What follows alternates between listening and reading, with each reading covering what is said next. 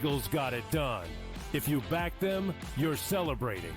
Football season may be over, but the action never stops. Are you ready for some baseball? At SportsGrid, we're always in the game.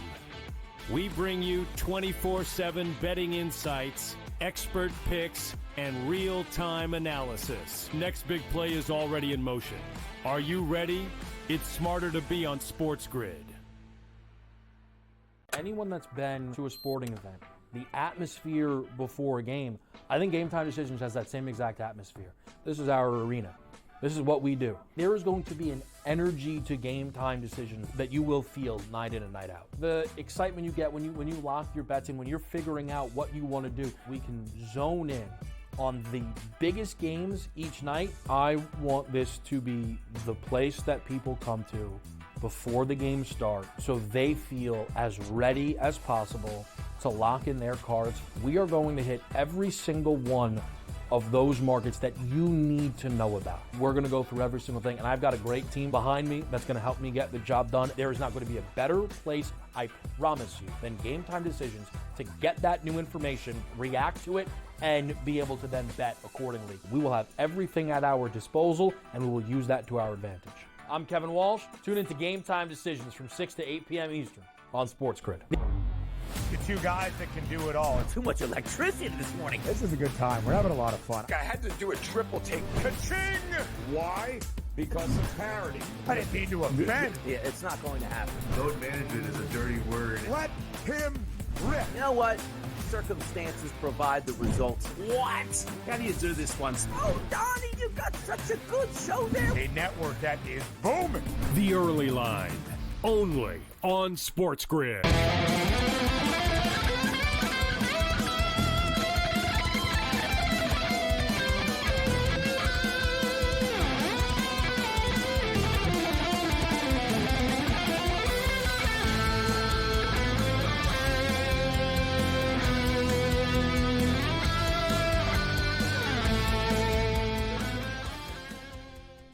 Let's roll. This is SportsRage. I am Gabriel Morency. The pits, the players, the hustlers, the people that bust them, and everybody else in between. The Thursday night throwdown has begun. SportsGrid Radio and Television Network, Sirius XM Channel 159.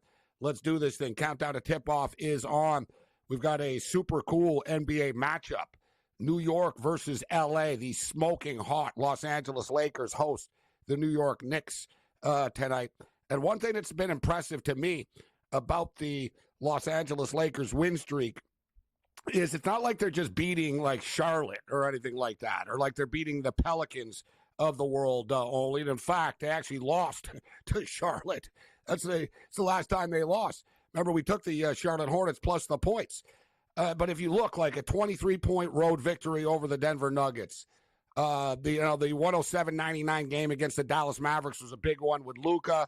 They beat the T-Wolves, who don't suck, 111-102. They beat the Clippers 2 times in a row, back-to-back, which isn't easy to do in a battle of Los Angeles. The Clippers are a good basketball team. So, they beat the Portland Trailblazers as well, but they've beaten pretty good teams, and the Lakers are only going to get better. And one thing about the Lakers that I'm really surprised about, and I'll admit, I obviously like the deal. Like, you get Luka Doncic. I get there from the Lakers perspective, but I was part of the cynical crew that said, how's this team going to play defense? Right? You got Luka and LeBron on the floor, but like how they're going to play defense. But Luka was called out so much. So not only did Dallas trade him for a player, like they might as well have traded him for Joel Embiid. Like, are you kidding me? Anthony Davis is the dude. We're going to trade one of the best players in the modern era in NBA history. And Luka Doncic, and he is that good. Okay, fine. You want to trade him, but let's get 8 first-round draft picks back. You know what I mean? Let's absolutely pull a Herschel Walker deal here. Honestly, you could have. Speaking of Dallas, right? You could have, point blank. You do, you tell the league, in the offseason, listen, we're trading Luka Doncic. What do you want to offer us? Leading into the draft, you don't think you would have gotten more than Anthony Davis and the picks that they got? Come on. Right? And it was absolutely ridiculous. But not only that, but then they pile on by calling him fat. Then they pile on and basically call him an alcoholic. right? Like they basically said, listen, you're a fat drunk that's out of shape, and we never thought he was going to change. You notice he's already thinner in Los Angeles, right? Like he's playing defense right now. Now, I'm not telling you that 2 years from now, in mid-February, in a game against the Charlotte Hornets, the Luka is going to be out there busting his ass on defense for the LA Lakers. But what I'm telling you is right now, right, he wants to make a good impression. He's having fun. He's with LeBron. Another thing, say what you will about LeBron James, but LeBron James is in awesome condition, right? The dude's like 40-plus years old, and, you know, he's running around with these kids in the NBA, and he's still one of the best players in the league. That's going to rub off, right? When he was in Dallas, he's the man. Right, Kyrie Irving's too busy being Kyrie Irving, like in his off time. Like he's not going to tell Luka, listen, you got to get in shape. You're hanging around LeBron James. It's like leadership by example, right? And you see it with Luka. I kind of get the feel this is a fun game. I get the feeling, listen, if there was a team that could beat the Lakers, I mean, I think it is the New York Knicks. The Knicks are going to want to bring it tonight. It's going to be a fun atmosphere at the Crypt this evening. But I've bet against the Lakers a couple of times during this win streak, and I'm kind of tired of losing money doing it. So give me the Lakers in this game. Money line, they're just tipping off right now. Money line is currently minus 140. We'll go Lakers money line. You got to believe, you know, in a showcase game like this that Brunson is going to go off. You know that Luka and LeBron are going to do their things, but their props are always just so sharp. It's like, you know, all right, you want to lay 31.5 with Luka or whatever, and he's going to land right on the number all the time. So we'll keep our eye on the in-game props and the total. But I think the Los Angeles Lakers are the play here. I'll take the Lakers to win this basketball game. And the Lakers start off by hitting a 3. Total is 229.5 right now. The Knicks are 3-1 in their last 4. Listen, the whole thing with the New York Knicks is pretty simple when it comes down to the Knicks. It comes down to their health. Right? When the Knicks have everybody and they've got everybody on the floor, they're a dangerous basketball team. Karl Anthony Towns is back. I don't know, Draymond Green was talking about Karl Anthony Towns missing a game because he didn't want to play against Jimmy Butler. Anybody that knows the history between those two, it's pretty good. They talk a lot of smack on the court. They don't like each other, Butler and Towns, but one of Karl Anthony Towns' close friends died of cancer. That's why he didn't play the other night. And people are like, oh, like sometimes the personal reasons are real. Other times, the personal reasons are, listen, we're trying to tank, right?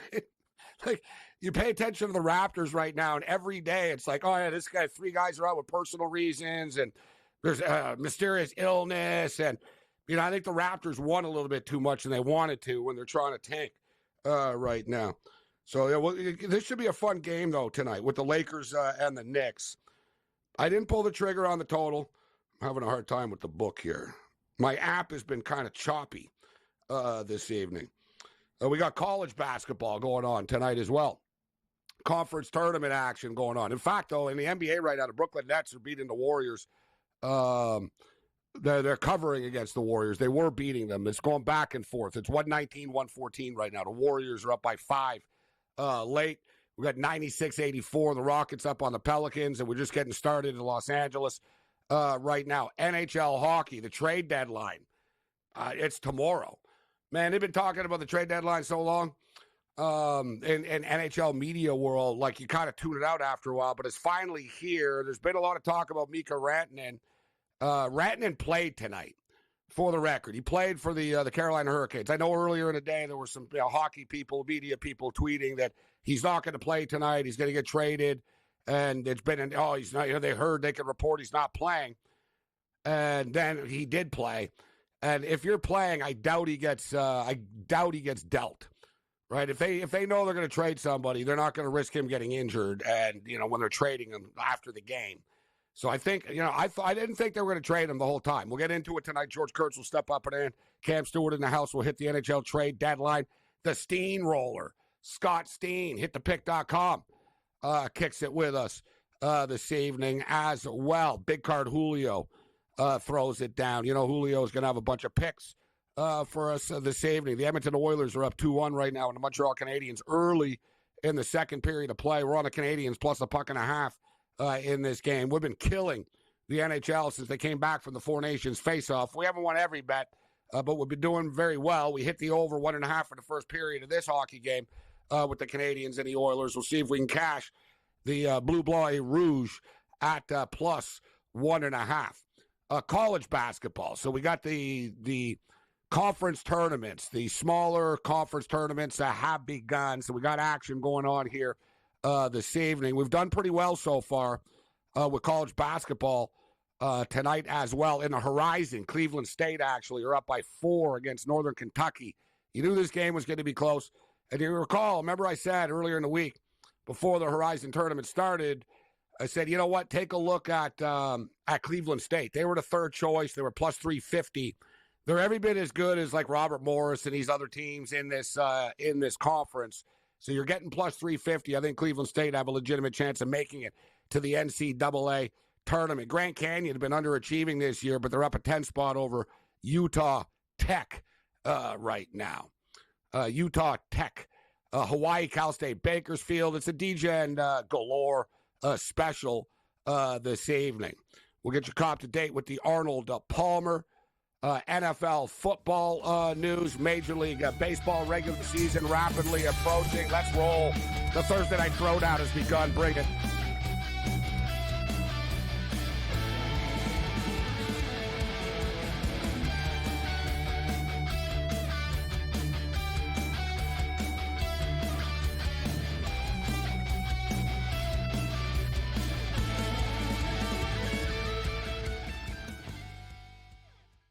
So my team didn't win this weekend, but I still did with this app that's taking over the game. Sports Millions Pick'em lets you make quick and easy predictions. Pick your favorite players, go higher or lower, and you can still win big even if your team loses.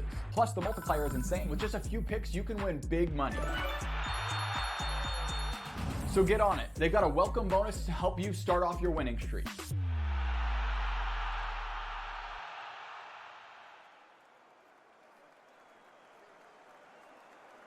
Anyone that's been to a sporting event, the atmosphere before a game, I think Game Time Decisions has that same exact atmosphere. This is our arena.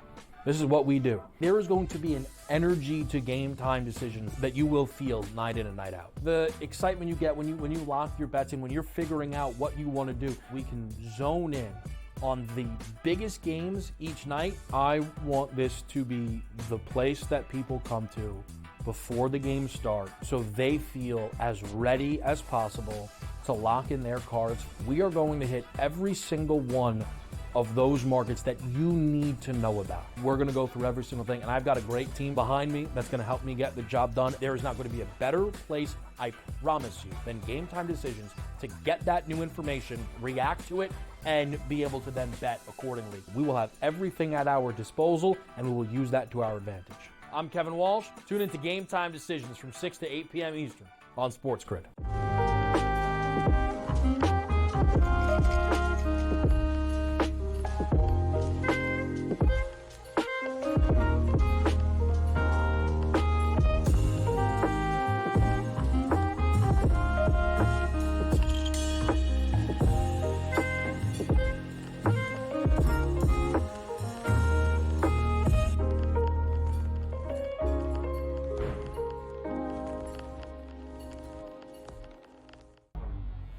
Two guys that can do it all. Too much electricity this morning. This is a good time. We're having a lot of fun. I had to do a triple take. Ka-ching! Why? Because of parity. I didn't mean to offend. Yeah, it's not going to happen. Load management is a dirty word. Let him rip. You know what? Circumstances provide the results. What? How do you do this once? Oh, Donnie, you've got such a good show there. A network that is booming. The Early Line, only on SportsGrid.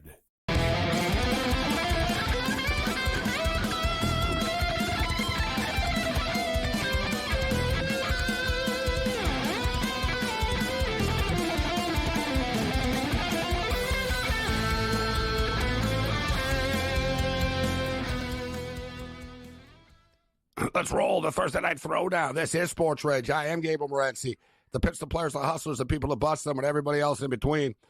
Man, I've been seriously overwhelmed and confused tonight. I keep scrolling through the college basketball card, and it really is the ultimate DGen special. And I got money on really random, weird teams that I normally don't bet on very often, to be honest with you. I haven't placed a bet on American University in years. It's funny. I lived in a condo in Vancouver. When I moved to Vancouver, I was in a condo.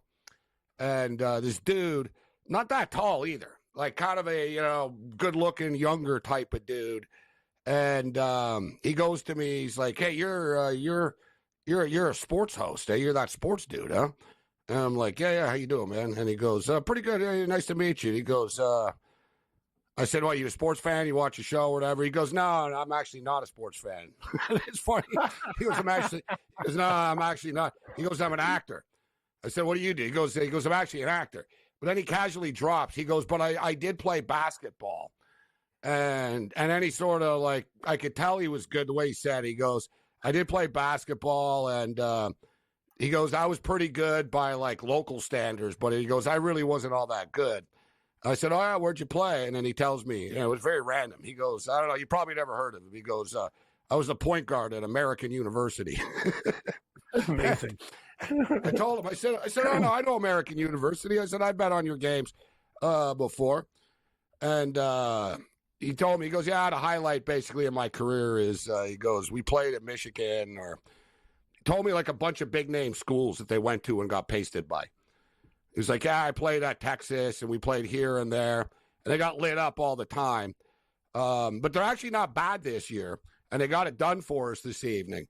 But I had weird bets tonight, like American University, Boston University, Little Rock, Queens. Of course, we were on the Queens game. The Queens game went over the number, better late than never. But it's a real DGen special right now. St. Thomas and Denver are playing. Julio will join us later. Julio's doing a women's volleyball game right now, that pro league in Omaha. So he'll join us after the game. St. Thomas up 30-20 on the Denver Pioneers right now. Cal Baptist and Tarleton State. It's a real ultimate degenerate special college basketball night tonight for people. It is, Gabe. And I bet on Merrimack, which won. I took Pacific. They lost in the last seconds to San Diego. I'm on Cal State Northridge. I got 3.5 now because they're down 13-6. So, yeah, you talk about it. These are some real weird games that we're on. But hopefully at the end of the night, we'll make some money. But, yeah, I'm kind of in the same boat as you. So I got some weird stuff going on my card as well. And Valpo.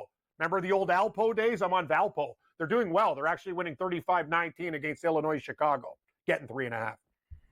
I don't have any late college basketball bets right now, which is rare and kind of surprising. I kept looking at the card, and most of the games that I liked, I went 4-1 earlier. Most of the games that I liked have already been played. I never really got a good feel for any of these late night games here this evening. Maybe I'll jump in at the half or something like that for some of them. We should note Alabama A&M and Grambling State are starting now, but you want to talk about DGen specials. And not to mention, we have a big-time NBA game going on with the Lakers and the New York Knicks. The Lakers, of course, on a 7-game win streak. And the Lakers, like I said earlier, the Lakers have been beating pretty good teams. And I didn't think the Lakers' defense was going to be great with Luka and LeBron together. And it maybe in the long haul it won't be, but they're currently trying to prove the world wrong. They're in like, let's show the world wrong type of mode. And in 6 of the last 7 games during this streak, they've given up 102 points or less. It's been like they've been lockdown defense, actually. This is why they're winning basketball games. LeBron scoring 29 a night, Luka doing his thing. And Luka really hasn't gone off all that much offensively with the Lakers, at least at home. He's not shooting the ball great, but he's putting up big numbers stat-wise. LeBron's doing his thing with the 29 points a game. So that's going to get the headlines. But you're not going to win just with 2 stars scoring 55, 60 points a game. That's what I was thinking. Yet you're getting the contributions. And like I said, they're actually playing defense. This is a really good test for them, though. The New York Knicks are a scrappy basketball team who have Karl Anthony Towns. They've got OG Anunoby tonight in the lineup. So there's not really any excuses for the Knicks. I had a poll question up. I want to see the result. It was pretty overwhelming, though. Everybody was on the Lakers in our poll question. Who do you have in this game, Cam? I took the Knicks. And I know you talk about catching a falling knife. I just thought, they'd show up with a little more defense tonight. But great point by you with the Lakers. They have been playing great defense, and they've really clamped down. But I think the Knicks are in a spot tonight, Morency. I think they can win the game. I only got 3.5, so I took the Knicks in this spot. I think they're getting 6.5 live right now. What are they getting right now? 6.5. But, yeah, I'm on the Knicks. Paul Bovey was with us last night. I respect Paul's plays, and Paul bets big money on his bets. And he liked the Knicks. He got a +4. I don't like going against him, and I saw the amount that he bet on the game, too, for a regular season game. So I was like, ugh. But like I said, me personally, I'm not betting anywhere near as much as he is on the game. And I bet against the Lakers a couple of times, like during this 7-game streak, at least getting the points and stuff. And I haven't even covered. Like the Lakers have covered. That was a nice play by Jalen Brunson. I would expect Brunson to score a lot of points tonight. They froze the player prop. All right, we just put this poll up a couple of minutes before tip-off here. We got 100 responses, and it's pretty overwhelming. 71% of the respondents say that the Lakers will win this game. 71 to 29, 100 voters. 7 out of 10 Rageaholics say take the Lakers tonight. It's a lot of, I was going to say 60-40. That's a lot of Laker bets right there. 71-29? That's pretty big. SportsRage is a West Coast bias show, Kim. Yeah, it is. Right, like, I'm starting to realize that.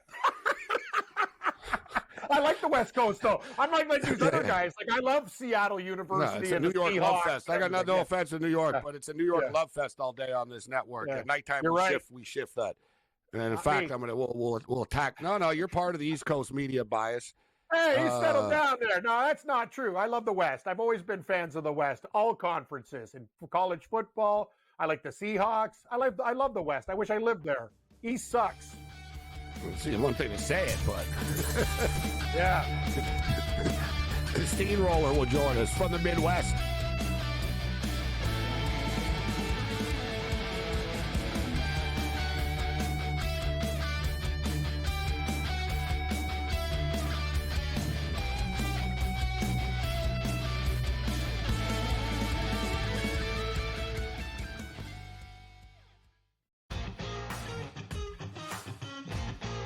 Which is a great place to be. Are you in the locker room, like you giving like the Any Given Sunday Inches Al Pacino speech? Are we there yet? Oh yeah, I think we've been there. We're gonna have a long talk with Rob today about the 99-199 issue from last week. Like I just don't get how he is still employed. We gotta talk to ownership about that one.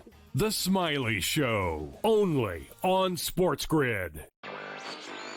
Possible that while every other state is trying to copy New York and get that 51% tax on sports betting, is it possible that New York will actually lower their taxes? That's surprising. The question is, of course, what sports books could go there. I mean, we're already at 9 that are the biggest ones out there in the market. So, I mean, who are you really missing? Newswire, only on SportsGrid. Remember when everyone was upset about NIL? You know what NIL did? Make sure Cooper Flagg wasn't playing with the G League Ignite. That's good for us.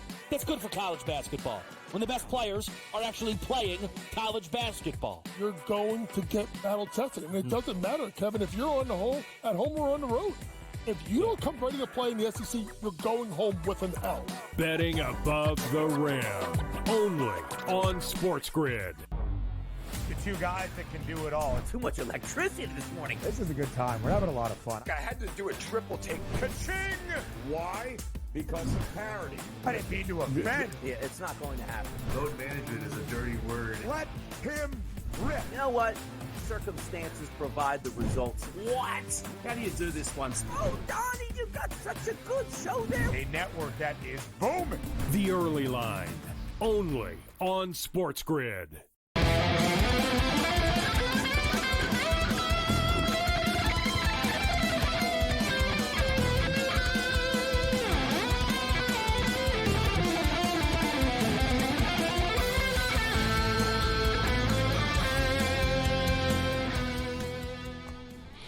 This is SportsRage. I am Morency. The pitch, the players, the hustlers, the people that bust them, and everybody else in between. SportsGrid Radio and Television Network, Sirius XM Channel 159. So the NHL trade deadline is tomorrow. It's kind of the calm before the storm right now. There's a lot of talk about big players and their names being thrown out there, but it's easy to talk about it. Will anything actually happen? But online right now, there is some good stuff that's going on, and we got breaking news right now. The Atlanta Thrashers have a projected $88 million available of cap space ahead of the NHL trade deadline tomorrow, says the not-so-official Atlanta Thrashers Twitter account. But on a more serious note, here's Alan Walsh, who Alan Walsh is a longtime NHL agent and stuff. I don't know what his deal is. I like to speak to him sometime. He really, really hates like Bettman and the NHLPA, and like every tweet is critical of the NHL all the time. And Alan Walsh, buddy, makes sense here. It's hard to believe the NHL still hasn't figured out how dumb it is to schedule regular season games on trade deadline day. 6 games, 12 teams. Every team, management, coaches, and players should be relieved of playing games on this day each season. Yes, and I get it, but at the same point in time, I would argue, you know what I mean? What about playing, games the night before the trade deadline? Right? You're damned if you do, you're damned if you don't. And everybody was talking about Rankin getting traded this week, and I personally didn't think it was going to happen. It still could. And for the record, too, like people get it wrong. The Mark Masters guy from TSN tweeted earlier today that Rankin was a healthy scratch tonight because he's getting traded. And I was like, oh, boy, well, I guess I was wrong because I said he wasn't going to get traded. And no, he played tonight. And there's no way they were going to play him tonight if they're trading him after the game tonight type of deal. Right? There's too much at stake. There's too much on the line. But you do put teams in a tough situation with the trade deadline, and you're playing games. And, should you play a guy? Do you don't play the guy? And another thing is, too, I should know, just because someone plays, I guess doesn't mean that they won't get traded. I guess the thing with Rankin is he did point blank tell the Carolina Hurricanes that he pulled a Soto. Like he basically said, I can't promise you I'm going to re-sign with you. Said we'll talk at the end of the year and we'll see what happens. So that's the deal with the Canes. But I think the Canes are just going to bite the bullet on this and hope for the best. They got a late win tonight. Let's bring in the steamroller right now. Scott Steen in the house. Kansas City used to have a hockey team. It's been a little while. Used to. Growing up in the 70s, one of the brief franchises there. How you doing, Scott? I'm doing good. We used to have a great time going to the Scouts games. They are now the New Jersey Devils. Had a brief stint in Colorado and then went to New Jersey and became the Devils. So that's really, that's the timeline, huh? Kansas City. I would not have known that. Like if I would have choked on Sports Jeopardy if they would have been like, all right, what's the lineage of the Scouts? Yeah, that's it. That's it. So yeah, they're still around. That's great. There was one of those teams. They were so brief. Like even as a kid, remember like with the dog on the jersey. The other one that was really, really brief too, the Cleveland Barons was another one. Like people don't talk about the Cleveland in the NHL. Cleveland they had the Cleveland Barons. It was very brief. I don't know, like 2-3 years. I don't know how long it lasted. I got to look it up.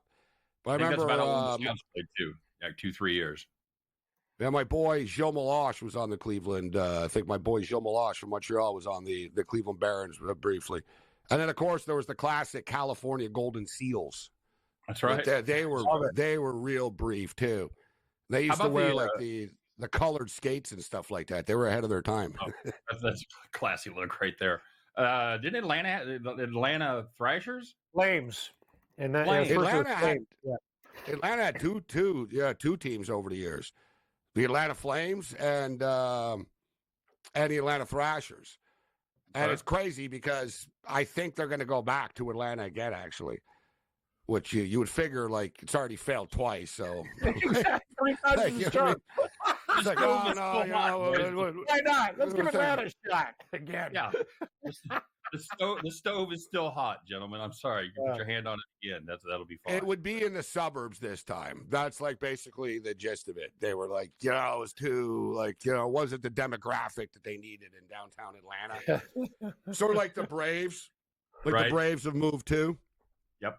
It's not even Atlanta. Like they're in they're in the white suburbs. Let's just call it out for what it is.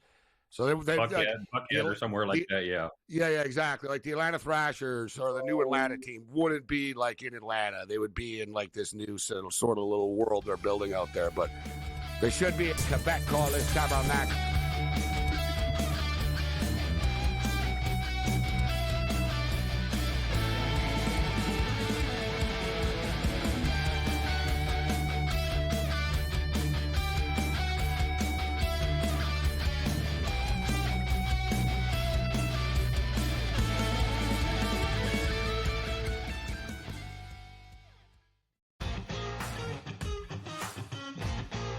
which is a great place to be. Are you in the locker room? Like, you giving like the Any Given Sunday inches Al Pacino speech? Are we there yet? Oh yeah, I think we've been there. We're gonna have a long talk with Rob today about the 99-199 issue from last week. Like, I just don't get how he is still employed. We gotta talk to ownership about that one.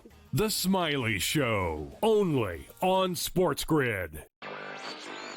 Possible that while every other state is trying to copy New York and get that 51% tax on sports betting, is it possible that New York will actually lower their taxes? That's surprising. The question is, of course, what sports books could go there. I mean, we're already at 9 that are the biggest ones out there in the market. So, I mean, who are you really missing?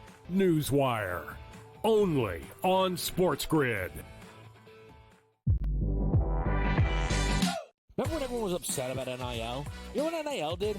Make sure Cooper Flag wasn't playing with the G League Ignite. That's good for us. That's good for college basketball, when the best players are actually playing college basketball. You're going to get battle tested. And it doesn't matter, Kevin, if you're at home or on the road.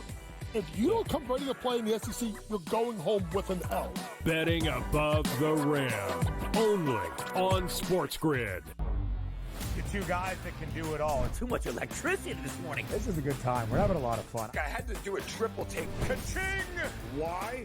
Because of parity. I didn't mean to offend. Yeah, it's not going to happen. Load management is a dirty word. Let him rip. You know what? Circumstances provide the results. What? How do you do this one? Oh, Donnie, you got such a good show there. A network that is booming. The Early Line, only on SportsGrid.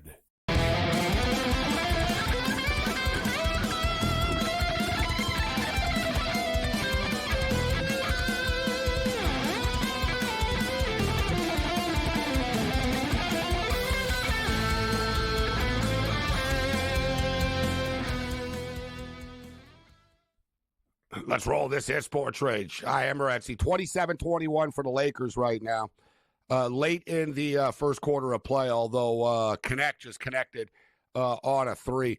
Strange stuff with this kid. They wanted to trade him. He doesn't end up getting traded, but he just sort of, just carried on and went along his business. So fun game. Let me ask the Steamroller, Scott Steen in the house with us. Scott, it's a DGen special night tonight in college basketball. You got this high-profile NBA game going on, but there's a bunch of, like, the smaller conference tournament games. I played 5 games earlier, so I did bet, but I surprisingly and very rare for me, I don't have any action on these games going on right now. Do you have anything going on? The only thing I've got going on right now, everything is done for the day, except I've got the North Texas under 125.5. So still trying to get that home. Their defense has not been good tonight. It was especially against that terrible Charlotte team. I really thought they'd do a lot better, but they've let Charlotte hang around in that game. So we'll see what happens. They're starting to pull away, see if they can clamp the defense down. In-game total is currently 132.5 in that game. So you're sort of on the ropes right now. World of hurt. Leading into tomorrow, you got Gardner Webb in High Point, Southern Illinois, and Drake, Stony Brook, and Delaware. Illinois State and Belmont. One thing I will say, like, you've got to obviously dig in and do your research with these games, guys, but I do like these games because they are elimination games, right? So, you know what you're going to get from the teams. You're getting their all. I like it from a total perspective as well. You get a lot of fouls in these games late. Nobody really wants to quit in the final game of their career or the coach of the season, etc. So people will go down swinging. And then, Scott, when you get into, like, the SEC games – and, like Auburn the other night. It's like, all right, what does it really mean for them? Nothing. You know what I'm saying? You get these big sort of like big games by name in the SEC and the Big Ten now and stuff, but it's really just for seeding, really. You know what I mean? And I'm not saying seeding isn't important, but at least these other games between like Winthrop and like Longwood and stuff, they actually matter. Yeah, they do. And I'm all over those 2 games that you mentioned. I love Drake. They're laying 8.5. They've played 2 games against the Salukis this season. They won one of them by 41 and the other one by 23. So they've been very good as far as taking care of business there. And there's a great trend in that tournament, in the MVC tournament. There's a couple, and of course you probably know the under trend, where it's a serious under tournament there in the whatever the hell they call it now, the Enterprise Center that used to be the Kiel Center. Real bad shooting backgrounds. The unders are traditionally very good there. And there's another one. It's not a great place for underdogs. They've had 42 underdogs since 2014. Two of them of 6.5 points or more have won outright, and they've gone 13-29, just 31% against the spread. So I like this. I like this Drake team a lot. They are the class of that conference, and I think they take care of business against the Salukis. And the same thing with High Point. They have absolutely just blasted Gardner-Webb the 2 times they played there, and we're laying 12.5. So I like the Panthers there quite a bit. They are just on another level when it comes to playing there in the Big South. Good info as far as favorites winning and games going under. Which is the tournament? I'm looking it up quickly right now. College basketball tourney, Boardwalk Hall in New Jersey. Our boy Rick Saratella was on with the other night. He told me he's going to the tournament. He's actually going with that with DeVito's agent, the dude that's always dressed up and stuff. They're buddies. That guy with the fedoras and stuff. Yeah. He was on SportsGrid at the Super Bowl and stuff. Like, amazing. It's hard not to laugh sitting next to him. Actually, like he was sitting next to me, and I kind of was looking at him, and I was kind of chuckling, and he kind of looked at me like. Like it was almost like Joe Pesci. He was like, you laughing at me or something? Like no, but it was kind of because I kind of looked at him and I was like, dude, like it threw me off. I don't know. It was like 9 a.m. I'm in the media center and this guy came. He looked like the leprechaun from he was decked out, man, like a green suit and a hat. Like I was like, dude, like. Like tone it down, bro, a little bit. Like he's a piece of work, that guy. Like, he's a real piece of work. Looked, and I sort of chuckled, and I sort of got like the look from him. He gave you a cut eye. I just sort of looked up. I was like, hey, how you doing, bro? You all right? So Rick Saratella. Rick always tells me, hey, I don't take shots at him. He's all right. You like him. He's all right. Like, you know. You should have told him you're just trying to figure out if you look good in a fedora at 9 o'clock in the morning. You're just trying to picture it on your. Well, sense, guy. I mean, the guy's dressing like Jay-Z and stuff. It's like you represent Tommy DeVito, bro. Like, you know what I mean? Tommy DeVito. That's the best. At the pizza place. He's the third string quarterback of the Giants. He's actually the only quarterback under contract with the Giants right now. No, I like him. It's just funny though. Like the way he looks. It's like I said. Like it's one of those deals like a couple of years ago, 2 years, when the Super Bowl was in Vegas, I guess last year, whatever. Same thing, like Carrot Top was like at a table over for me for a little while. And you just can't help but look over. Like he's weird looking. His face is it's just like, it's crazy looking. Like it's like a scarecrow, and he's scary though. Like Carrot Top could kill. Like he looks like Hulk Hogan in real life now though. Like he's really ripped. Like he's like, the veins are popping out of his neck and stuff like that. Yeah, I think he does an hour. Looks crazy too. I think he does an hour on stage and 11 hours in the gym every day. He is absolutely nuts. It's a good point, Steamroller. Another thing too is I have no eyebrows. He probably does an hour. I think the guy's doing a lot of roids. Let's just call it out for what it is. Like, they're tilted Las like Vegas anger. strip comedy clubs don't test you for drugs. They're not testing prop acts, brother. They are not doing it. No, I saw a picture. Like that guy's got Gabe. He's got those eyebrows that are already angry with that crazy hair and the roids and like things. Yeah, but in real life, he's even scarier. You're like, dear God, man, like you look like a serial killer. Like he could play a serial killer, like clown type dude. Like great call. Like, Carrot Top is a serial killer. Hello, Carrot Top is trying to kill me. I just gave people a movie, a Hollywood idea. Here's the thing. I was on the road like 15 years doing stand-up, and I ran into Scott a couple of times, and he's a really, really good dude. He's a super nice guy, was very patient about questions and helping out the guys that were not at his level. So, I hate his act. It's absolutely... but great guy. He's a good dude. By the way, when you're a comic, that's the worst thing you can say about somebody. Is he funny? He's a nice guy. That's exactly. Yeah. He's a big jerk off, but he's funny as hell. But he's a jerk in real life. Yeah, that's the way it normally goes. Speaking of which, that Jeff Ross guy was at the Super Bowl, the roast battle, right? And the day I was on McAfee, I was sitting there. I was right before I went on, It was pretty good, though. Ross walked past the McAfee set, and he stopped, and he grabbed a microphone. And he goes, "Sorry, I'm late, guys. This is the ugly people anonymous meeting, huh?" And then he just kept walking. It's a funny dude. He goes, "Is this the ugly people anonymous meeting?" And he's like, it was good line. Like, yeah, these guys can roast you quickly on the spot. Did you touch this Lakers, speaking of like comedy roast in LA here? First quarter's done, Scott. Did you get in on this high-profile showcase game, Lakers and the New York Knicks? I did not.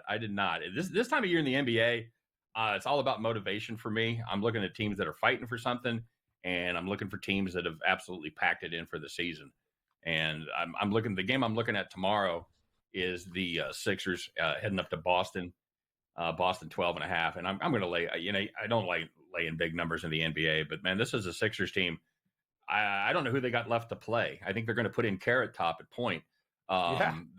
This is a team I think that should shut it down for the season, and they should before somebody else gets hurt. They're going to be missing Paul George, Lowry, Maxey, Eric Gordon, and Embiid. I think this is a Celtics team that's just absolutely going to roll over them. They played a while back. The Celtics won by 20, and George, Maxey, and Embiid all played in that game. So it's going to be ugly.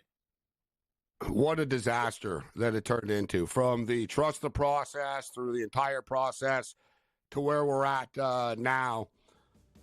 I warned people years ago, you're not going to win with Joel Embiid if you're a top guy. It's just not going to happen.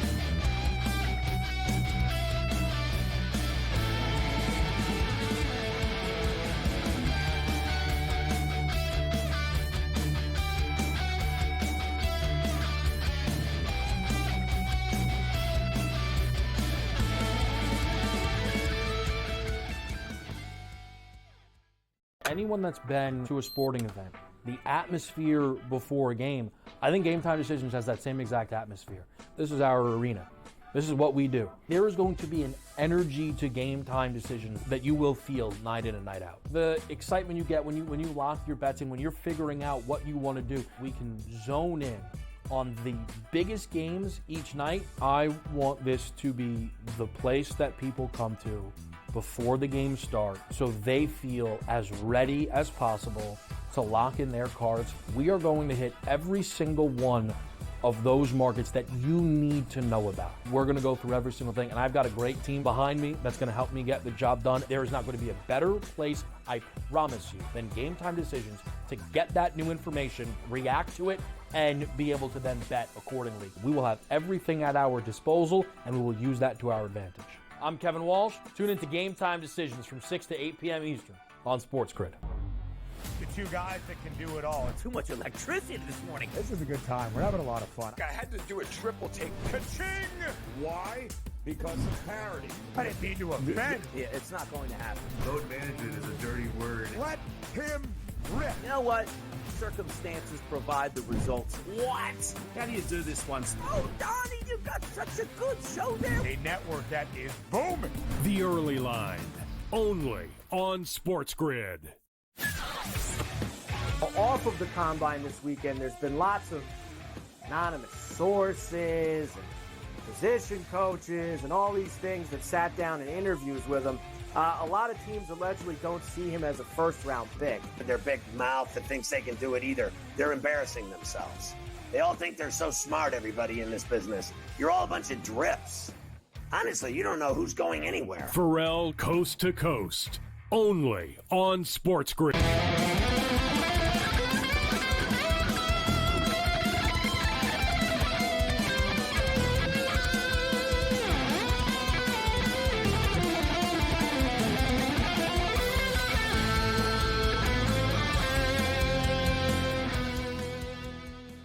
We got a 32-30 basketball game early in the second quarter. It's going to be close, and it is right now at the Crypt in Los Angeles. NHL hockey. We got a 2-2 hockey game. Another pretty high-profile game here as well. The Edmonton Oilers and the Montreal Canadiens. The Canadiens are smoking hot right now post Four Nations face-off. The youth movement in Montreal is starting to pay dividends for them. I'll give them credit. Like, you know what I mean? And I'll be real, too. Like, I'm kind of a fake fan. So When they're good, I jump on the bandwagon, and when they're bad, I'm like, they suck, and I don't pay attention for a couple of years. So, that's true. Yeah, no, it's true. Like when I'm Montreal, it's like, listen, if you're good, I'll pay attention, but I don't have time for this. But they've done this pretty quickly, actually. Like when you consider they made the Stanley Cup Finals in the COVID era, whatever that was. I think they made it in 2021. It probably was. So like they made the Stanley Cup Finals like 4 years ago. It's pretty good, right? And they completely rebuilt after that. Like they went to rock bottom, literally. They had the number 1 pick in the NHL draft. And here they are right now. I don't know if they're going to make the playoffs, but they're battling at least. And they're close. Like the Montreal Canadiens, like next year, no excuses. Like they got to make the playoffs, and we'll see. They have a hard time signing players, though, but we'll get to that after. George Kurtz will join us. But 2-2 right now. Who do you have in this game, Cam? Oilers or Canadiens? I took Montreal when they were down plus 1.5 games, so I'm glad they tied it. And I did 2 things. I took Dallas down 1 and Montreal down 1. And if one of them wins, it was plus money. Dallas just beat Calgary in overtime. They tied it up in 1. So go Montreal. I'm on the Habs tonight. I think they can get it done. Here's the deal. If the Edmonton Oilers win this game, so be it. But are you going to really lay over 200 with a team that's the coldest team in the National Hockey League? They're not right now. It's not even about McDavid, the rest of the team. And there's they just don't look right. Their body language sucks. The goaltending has been horrible. Everything about Edmonton reeks. So you know what? You take a shot with Montreal right now. I think they could actually win the game. They're a team that's playing well and they like each other. Edmonton, on the other hand, they're in shambles. No, listen, Edmonton are a desperate team tonight. Montreal are desperate too. They got to keep on getting points. One thing with Montreal when they play, I'm on Montreal plus 1.5. We hit the over. We hit the over 1.5 in the first period as well. But one thing with the Montreal Canadiens when they play, and I tell people this, and it's a good betting reminder. When they play on the west coast of Canada, they play well. The Canadiens, they have the Canadiens have a lot of fans. Right. And so people only get to see them like once a year. So you get this extra sort of spark even they get fired up. Like they notice, man, these players come out and they see in the pregame warm up, oh man, there's a lot of Canadian jerseys here. And, they don't want to let the fans down and they feed off of this. So it's always a fun atmosphere. They're playing in Vancouver next week. Unfortunately, I can't go because it's on Tuesday night. All right. The Steamroller with us. So, Scott, you went over the 2 degenerate specials that you talked about tomorrow with college basketball. You brought up the Sixers. You want to get back to the Sixer game, or you want to move on? You got something else you want to hit here? Let me talk college basketball because this is the time that I'm always looking for trends. We talked about a couple trends there in the MVC. I want to give you probably the most unbelievable trend in college basketball postseason tournaments. That's an Horizon tournament. If you've got a team that's playing as an underdog of 6 points or more, if they played in the first round, in other words, if they didn't have a bye, they are on an amazing 10-8 run straight up and 14-4 against the number against teams that had the bye in the first round. It's completely opposite of every other tournament where the bye team usually has the advantage. This is the complete opposite. And once again, 6 points or more, they're 10-8 straight up. It's just it's money in the bank. Gabe and I have been talking this for years. It's the best tournament because he has Cleveland State and stuff. Like a dog always wins in the Horizon League. It's like the favorite always goes down. Like we talk about this, and this has been going on for years. Like it's unbelievable. And these big dogs are winning outright and stuff. No, the Horizon League's a great betting league if you like dogs, for sure. And it's also once you start getting into the semis, you've got shorter lines and home favorites that are 5 points or less, 14-0 straight up and ATS in the last. Yeah, so there's a couple of great trends you can ride there, and that's a fun league. You just other than Green Bay is going to be terrible, and Detroit's going to be terrible, but other than that, it can be pretty wide open at times. No, I agree with you. Like I said, it's one of those. It's like in college football, the MAC, the team that's best in the regular season never wins the MAC championship. Like they always lose in the bowl. They always lose in the MAC championship game, or they'll choke in the final game of the regular season. Like the best team never wins. Let me down again. Yeah. Yes. And the Horizon, same thing. The best team, like the favorite, generally never wins.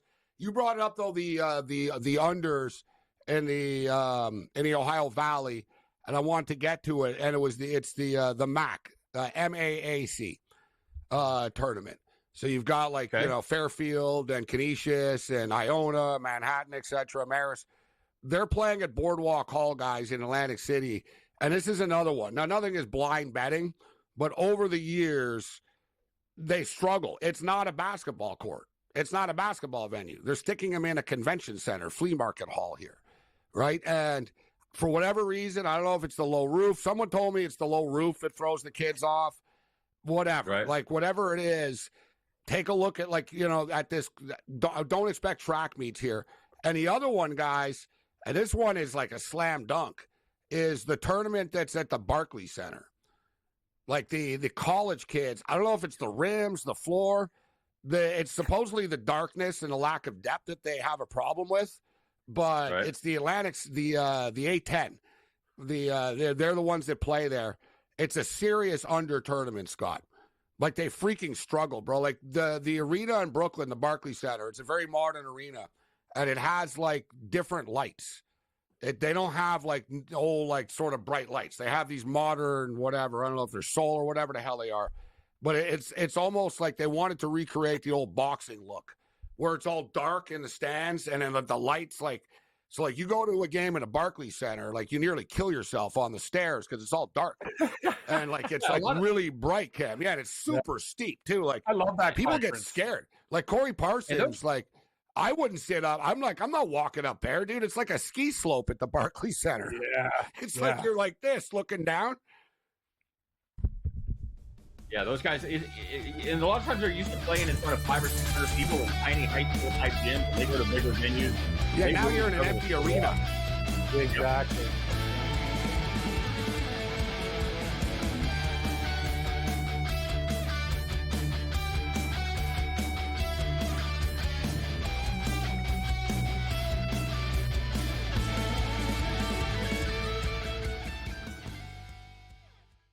Anyone that's been to a sporting event, the atmosphere before a game, I think Game Time Decisions has that same exact atmosphere. This is our arena. This is what we do. There is going to be an energy to Game Time Decisions that you will feel night in and night out. The excitement you get when you lock your bets in, when you're figuring out what you want to do, we can zone in on the biggest games each night. I want this to be the place that people come to before the games start so they feel as ready as possible to lock in their cards. We are going to hit every single one of those markets that you need to know about. We're going to go through every single thing, and I've got a great team behind me that's going to help me get the job done. There is not going to be a better place, I promise you, than Game Time Decisions to get that new information, react to it, and be able to then bet accordingly. We will have everything at our disposal, and we will use that to our advantage. I'm Kevin Walsh. Tune into Game Time Decisions from 6 to 8 p.m. Eastern on SportsGrid. The two guys that can do it all. Too much electricity this morning. This is a good time. We're having a lot of fun. I had to do a triple take. Ka-ching! Why? Because of parity. I didn't mean to offend. Yeah, it's not going to happen. Load management is a dirty word. Let him rip. You know what? Circumstances provide the results. What? How do you do this one? Oh, Donnie, you got such a good show there. A network that is booming. The Early Line, only on SportsGrid. Off of the combine this weekend, there's been lots of anonymous sources and position coaches and all these things that sat down in interviews with him. A lot of teams allegedly don't see him as a first-round pick. Their big mouth that thinks they can do it either. They're embarrassing themselves. They all think they're so smart, everybody in this business. You're all a bunch of drips. Honestly, you don't know who's going anywhere. Pharrell Coast to Coast, only on SportsGrid.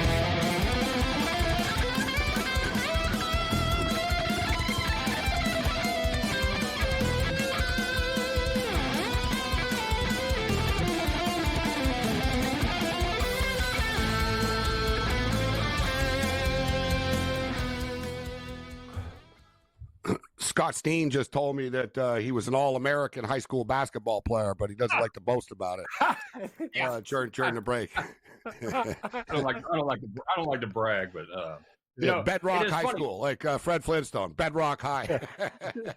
when I was in high school, we won the state championship, and it was before they had the shot clock. We played a game that season against a team that had no shot against us, and we won 4-2. 4 to 2. Swear to God. And I ran into one of those guys. So you guys literally stood there and just dribbled the ball for like 20 minutes? Every time they got the ball, it was 4 corners. They just run out the clock till the end of the quarter, take a shot. That was it. That's amazing. And I Just all kidding ran aside. into a guy. Yeah. No, I was just gonna say I ran into a guy from that team, and I said, "Am I crazy, or did you guys win that game 6-4?" And he goes, "No, it was 4-2." I'm like, "Holy crap!" So yeah, it was. Wow, that's amazing. Because Scott told me during the break, he goes, "I wasn't much." He goes, "As you guys could tell, I wasn't much of a high school athlete and basketball player." He goes, "Did you play game?" I said, "No, I played hockey and baseball, but I like basketball. And I started playing basketball more after." And like I entered the NBA Hoop It Up a couple of times, and I made it to the final once, and so I played street ball in LA. So yeah, I could play, but my whole point is, and listen, I'm not claiming to be a real player, but I was a good 3-point shooter. I was a good distance shooter, and I entered the NBA Hoop It Up 3-point contest when I was there, and it was 24 shots just in a row, boom, boom, boom, boom, and I practiced a ton. And I was hitting 10 out of 24, 8 out of 24, 12 sometimes. I was in a rhythm. But it really screwed me up, guys. The NBA Hoop It Up is in this, it was at Jerry Park, the tennis courts and the park there. And there was literally 100 courts, guys. You know what I mean? Yeah. And it was just and they were all can't just imagine the drive yard, NBA rims type thing with the sack on the bottom. Yeah. And there was a million of them. It was like being on acid. So I'm shooting and I'm looking. And it's there was no depth, no perception. I was just in the middle of a parking lot. And I threw 3-4 air balls at first, right? And then I started to figure it out. I was mad I couldn't go again, man, because I hit 5 in the last 10 type thing. I was once I figured it out. So I'm telling you, even real pros and stuff. I mean, hell, Ernie Johnson beat Charles Barkley in a 3-point contest, right?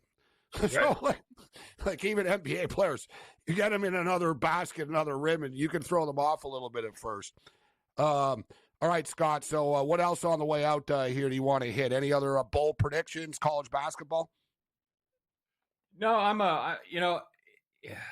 I like dogs for the most part when it comes to a lot of these college tournaments. You got to pick your spots, and for a lot of the reasons that you talked about, Gabe, these kids, it's their only shot. It's their only shot to make the big dance. And I'm always looking the regular stuff. I'm always looking for experienced guards. I'm always looking for kids that have been here before, even if they've been to 5 different schools. If they've got the experience, especially at the point, those are teams that definitely get my attention. And you're going to have a lot of games that just aren't handicapped correctly. There's too many games, and there's too quick of a turnaround to get the lines up. So that would be my advice if you want to bet these college tournaments. Be aware of when the lines are coming up and get down, because there's going to be some movement. You're going to see a lot more sliding than you do during the regular season. So get your bets in early and often. One team, listen, they're the best team against the spread in the nation, UC San Diego. I thought the number was a little high tonight. Man, they were half? Yeah, they were 22.5 tonight. Everybody was like, "Oh, UC San Diego." It's the reason that they're so good against the spread is because no one knew who the hell they were earlier in the year, and their games were not minus 22, right? You're playing Long Beach, right? Long Beach are just going to roll over. Listen, San Diego are up 10. UC San Diego, man, there's a lot of teams San Diego now. UC San Diego are up 33-23 right now. So much lower scoring than people thought. They're still laying at 21.5 at the half cam right now, if you want to jump in on Long Beach. Yeah, it's a lot of points. I actually took the Matadors were getting smoked earlier, and I was getting 9.5, but they seem to be making a little bit of a move, Gabe. So they're only down right now. Cal State Northridge, they're down 7, but yeah, they cut it in. They were down 14, 16 points. So they're in there. They're only down 7 at the half against Riverside. Man, I knew that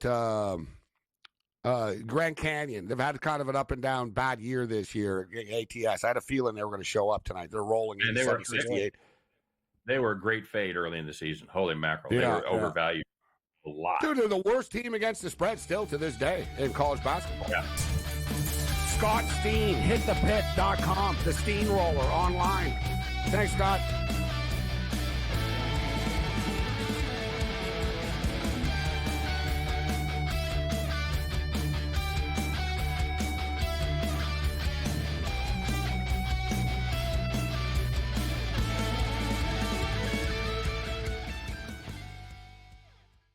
Anyone that's been to a sporting event, the atmosphere before a game, I think Game Time Decisions has that same exact atmosphere. This is our arena. This is what we do. There is going to be an energy to Game Time Decisions that you will feel night in and night out. The excitement you get when you lock your bets in, when you're figuring out what you want to do, we can zone in on the biggest games each night. I want this to be the place that people come to before the games start so they feel as ready as possible to lock in their cards. We are going to hit every single one of those markets that you need to know about. We're going to go through every single thing, and I've got a great team behind me that's going to help me get the job done. There is not going to be a better place, I promise you, than Game Time Decisions to get that new information, react to it, and be able to then bet accordingly. We will have everything at our disposal, and we will use that to our advantage. I'm Kevin Walsh. Tune into Game Time Decisions from 6 to 8 p.m. Eastern on SportsGrid. The two guys that can do it all. Too much electricity this morning. This is a good time. We're having a lot of fun. I had to do a triple take. Ka-ching! Why? Because of parity. I didn't mean to offend. Yeah, it's not going to happen. Load management is a dirty word. Let him rip. You know what? Circumstances provide the results. What? How do you do this one? Oh, Donnie, you got such a good show there. A network that is booming. The Early Line, only on SportsGrid. Off of the combine this weekend, there's been lots of anonymous sources and position coaches and all these things that sat down in interviews with him. A lot of teams allegedly don't see him as a first-round pick. Their big mouth that thinks they can do it either. They're embarrassing themselves. They all think they're so smart, everybody in this business. You're all a bunch of drips. Honestly, you don't know who's going anywhere. Pharrell Coast to Coast, only on SportsGrid.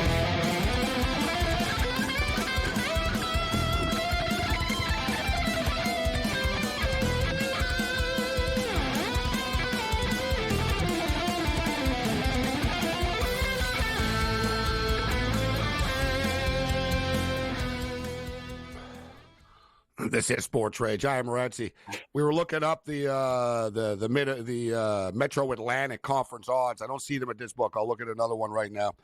But our boy Tommy, we wanted to get the Iona Gale odds up. This tournament is close to the heart of a lot of people at SportsGrid. Like I said, like you look at SportsGrid, like ESPN hires people from Northwestern and Syracuse. We hire people from Marist, Iona, Hofstra. And the high school for like the pinnacle, like the most prestigious crew that we have are Temple grads. That's right. That's like Frank it's Temple. Yeah, and it's like the Temple. They like to show off, like anytime. The Temple guys, but they're all proud of their schools. But like, I have to say Iona, and then you get George Kurtz actually. And do you know where Kurtz went to school, Cam? Was it Long Island Community College? No such George thing. Kurtz is at St. John's. Oh, you went to St. John's, Kurtz. You didn't even tell me that. Wow, good for you, buddy. That's amazing. You should be jumping on the bandwagon, Kurtz. You haven't paid attention seriously, since you went to school. They're good now. You should just get the hat, go all out, like, hey, go St. John's basketball. Didn't Cardano go to St. John's too? Cardano and Cardano Kurtz? did too. Wow. Yes, sir. Yes. Yeah. Wow, we got a St. John's vibe here at the stadium. Yeah. And St. John's. Temple, Kofsky's Temple, Greg Frank's Temple. Who's Iona? Walsh? Oh, it's a lot of Iona. Kevin Walsh. Yeah. There's a lot of Iona. I don't want to leave anyone out. There's Too many Gales? I think we used to have a lot of Maris. I don't know if the Maris guys were cutting it. We seem to have less Maris grads. Foxes, yeah. So you were there with Chris Mullen, but what about Cardano? Oh, you missed because what about Cardano? Did you know Cardano? You guys weren't the same years. No, he was there with Chris Mullen. Yeah, he was there. I was there at Walter Berry. Walter Berry, he might have been his last year. I was with him. Wow. Yeah, proud St. John's. Like I said, they're good this year, George, in basketball. I know. I think they're ranked 6th, if I memory serves correctly. They really haven't been good ever, too. Like they were good in your day. They've been bad. They were good in your day. They had a brief, little, I guess, the Ron Artest days type thing. They had a little bit of a run. And, Well, not Artest. Who was it? Like, who was there? They had a little bit of a run there. They weren't bad for a couple of years, but they were never really great. I was surprised, too. I remember I went to the Big East tournament, and they got lit up. And there wasn't like they were, like, greatly overmatched with fans. Like, there were way more fans from the other teams in the Big East tournament. And I was in line getting drinks with, like, a bunch of St. John's fans, and they told me, I said, man, where are you guys? Like, where's all the fans? And he goes, this is it. There's about 1,200 of us. He basically said, he goes, we don't have, like, he goes, it's a small school, right, George? Like, how many students, like, when you went there? It's not a big school. It's not one of these, like, Iowa and Michigan where there's 80,000 students and stuff like that. You can walk the campus fairly quickly. It's not like, oh, my God, you need a car to go from place to place. It's not that big a campus at all. It's in the middle of Queens. I mean, you're not going to get that big. It's in the middle of Jamaica, Queens. All right, so George Kurtz in the house with us. Doesn't sound like you're donating to the NIL funds, George. You don't sound to be a very proud alum of the school. Did they do you wrong? No, I was, to me, it was a school. I wanted to go there. What I remember most about St. John's is, hey, you got to take the Catholic, like the theology, right? I know. I hate theology. Yeah. Jesuit school. It's Jesuit. That's no fun. Yeah, that's no fun at all here, let me tell you. And I got accepted early. I got accepted about October of my senior year. And hey, senior year of high school, that was done. I didn't care anymore. Barely went to class after that. You must have been a good student. You're getting accepted just like that. Yeah. No, I guess I got lucky. I was a What did you take? Banking? Because you were a banker after. Correct. Accounting. Economics. Accounting. Yeah, good numbers guy. Yeah. That's why baseball. All these years, here you are on SportsRage at 11:06 Eastern. Well, I am a numbers guy. All right. It was a good school. I enjoyed it. Another thing, there was no parking at St. John's. There were so many times I'd go there for like an 8 o'clock class, couldn't find a spot. Screw it, I'm going home. I couldn't take it anymore. Screw it. I only lived about 20 minutes away. I lived in Elmont. I was going home. There's no. I wasn't going to get a ticket. Whatever, $80 to pay for a ticket because you parked someplace you shouldn't. And I was just like, I'm going home. I've had it. That's too good. For the record, the Knicks are up 57-44 on the Lakers. I didn't want to get in front of the Lakers, but the Knicks just are that. They were you knew the Knicks were going to be super fired up for this game tonight against the Lakers. That's the thing. That's why I had that big vibe. And the Lakers, I don't know if the Lakers are a good comeback team. I don't know if they really can come back, but it's 57-46 right now for the Knicks with $1.50 left in the first half. Kurtz, Montreal Canadiens, Edmonton Oilers, who you got in this game? We got a 2-2 game with 14 minutes remaining. I got the over. All right. That doesn't look very good now. It's like a couple of goals here. Hard to bet on Edmonton. They don't look very good right now. What their coach called fragile a couple of weeks ago, right? That's exactly what they are. They're not playing well. Skinner hasn't played all that well. Picard's no better here. I'm curious to see if they're going to make a big move in the next, 16 hours of a deadline tomorrow. See what they do here. But no way I'm betting really on or against the Oilers right now. So I had the over. And a Leon Draisaitl anytime goal, but that's almost every game. I'll throw it out there now. I guess they could roll the dice. I think they should do something about this. But I'll tell you right now, the St. Louis Blues aren't trading Binnington. Like, I threw that out there sort of kiddingly, immediately after Team Canada won the Four Nations, like seconds. The Oilers should get Binnington. He's great in big games. And then it sort of became a thing, but the Blues are right in the mix right now of the playoffs. They're not trading Binnington. They lost Parayko. He's one of the best players in the league. Yeah, I know. That was horrible for them. And that was a huge game last night. Great game between LA and St. Louis. Everybody that played the Four Nations is getting hurt now. You're right. That sucks for St. Louis. They were playing great. Andor got hurt in the tournament. Guys that played for the U.S., you notice that, Kurtz. A lot of guys that played for the U.S. team got hurt after, or it's weird. Like there's some sort of black cloud over them. But I was going to say, it came up last night. I don't know if you saw the save, guys. I was watching it live, but did you see the save, Kurtz, of Gibson against the Vancouver Canucks? Where he swung around and it was like the save of the year. Save of the year.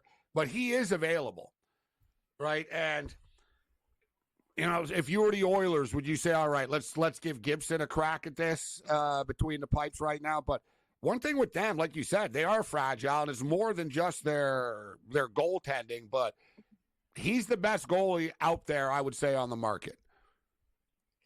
But he got hurt last night, all right? You got to trade for a goaltender. That's not a major injury, but he left the game with a lower body injury. So you don't know we don't know the extent of that. Maybe they do. But would you trade for a goaltender who's been hurt a couple times this year? I mean, I don't think it's worth an arm and a leg. Well, how much you give up for him? That's the key, right? You trade for him, but that's the thing. You don't want to give up a ton for him. Well, Gabe, the bottom line is this, and I don't want to be mean or anything, but Calvin Pickard, you can't put he's not even he's not an adequate backup for that matter. At least if you bring Gibson in and don't give up too much, you have Skinner and Gibson, and you can make a choice between those two guys. But Calvin Pickard, he's kind of it's just no, that's not happening. You're not. Cam, we're gonna put you on a spot, Cam. Where's Bryant University? Where are they from? Where Bryant? Yeah, Bryant are favored to win a college basketball conference over Vermont. Where's Bryant from?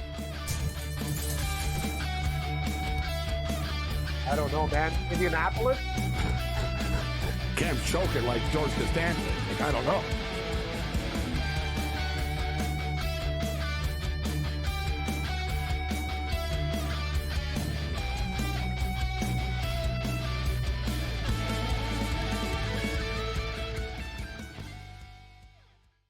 So my team didn't win this weekend, but I still did with this app that's taking over the game. Sports Millions Pick'em lets you make quick and easy predictions. Pick your favorite players, go higher or lower, and you can still win big even if your team loses. Plus, the multiplier is insane. With just a few picks, you can win big money. So get on it. They've got a welcome bonus to help you start off your winning streak.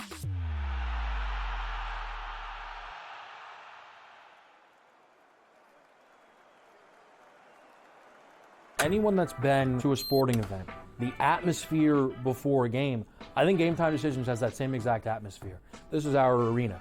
This is what we do. There is going to be an energy to Game Time Decisions that you will feel night in and night out. The excitement you get when you lock your bets in, when you're figuring out what you want to do, we can zone in on the biggest games each night. I want this to be the place that people come to before the games start so they feel as ready as possible to lock in their cards. We are going to hit every single one of those markets that you need to know about. We're going to go through every single thing, and I've got a great team behind me that's going to help me get the job done. There is not going to be a better place, I promise you, than Game Time Decisions to get that new information, react to it, and be able to then bet accordingly. We will have everything at our disposal, and we will use that to our advantage.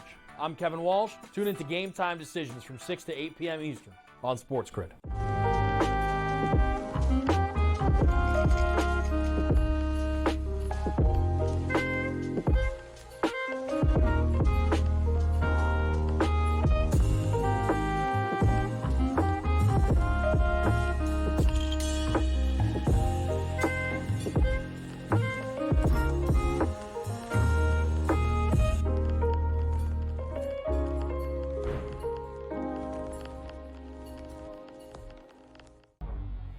Two guys that can do it all. Too much electricity this morning. This is a good time. We're having a lot of fun. I had to do a triple take. Ka-ching! Why? Because of parity. I didn't mean to offend. Yeah, it's not going to happen. Load management is a dirty word. Let him rip. You know what? Circumstances provide the results. What? How do you do this one? Oh, Donnie, you got such a good show there. A network that is booming.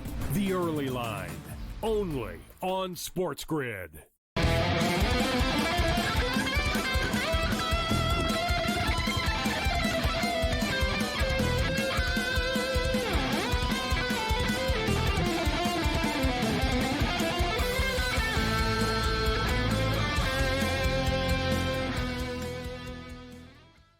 This is SportsRage. I am Morency.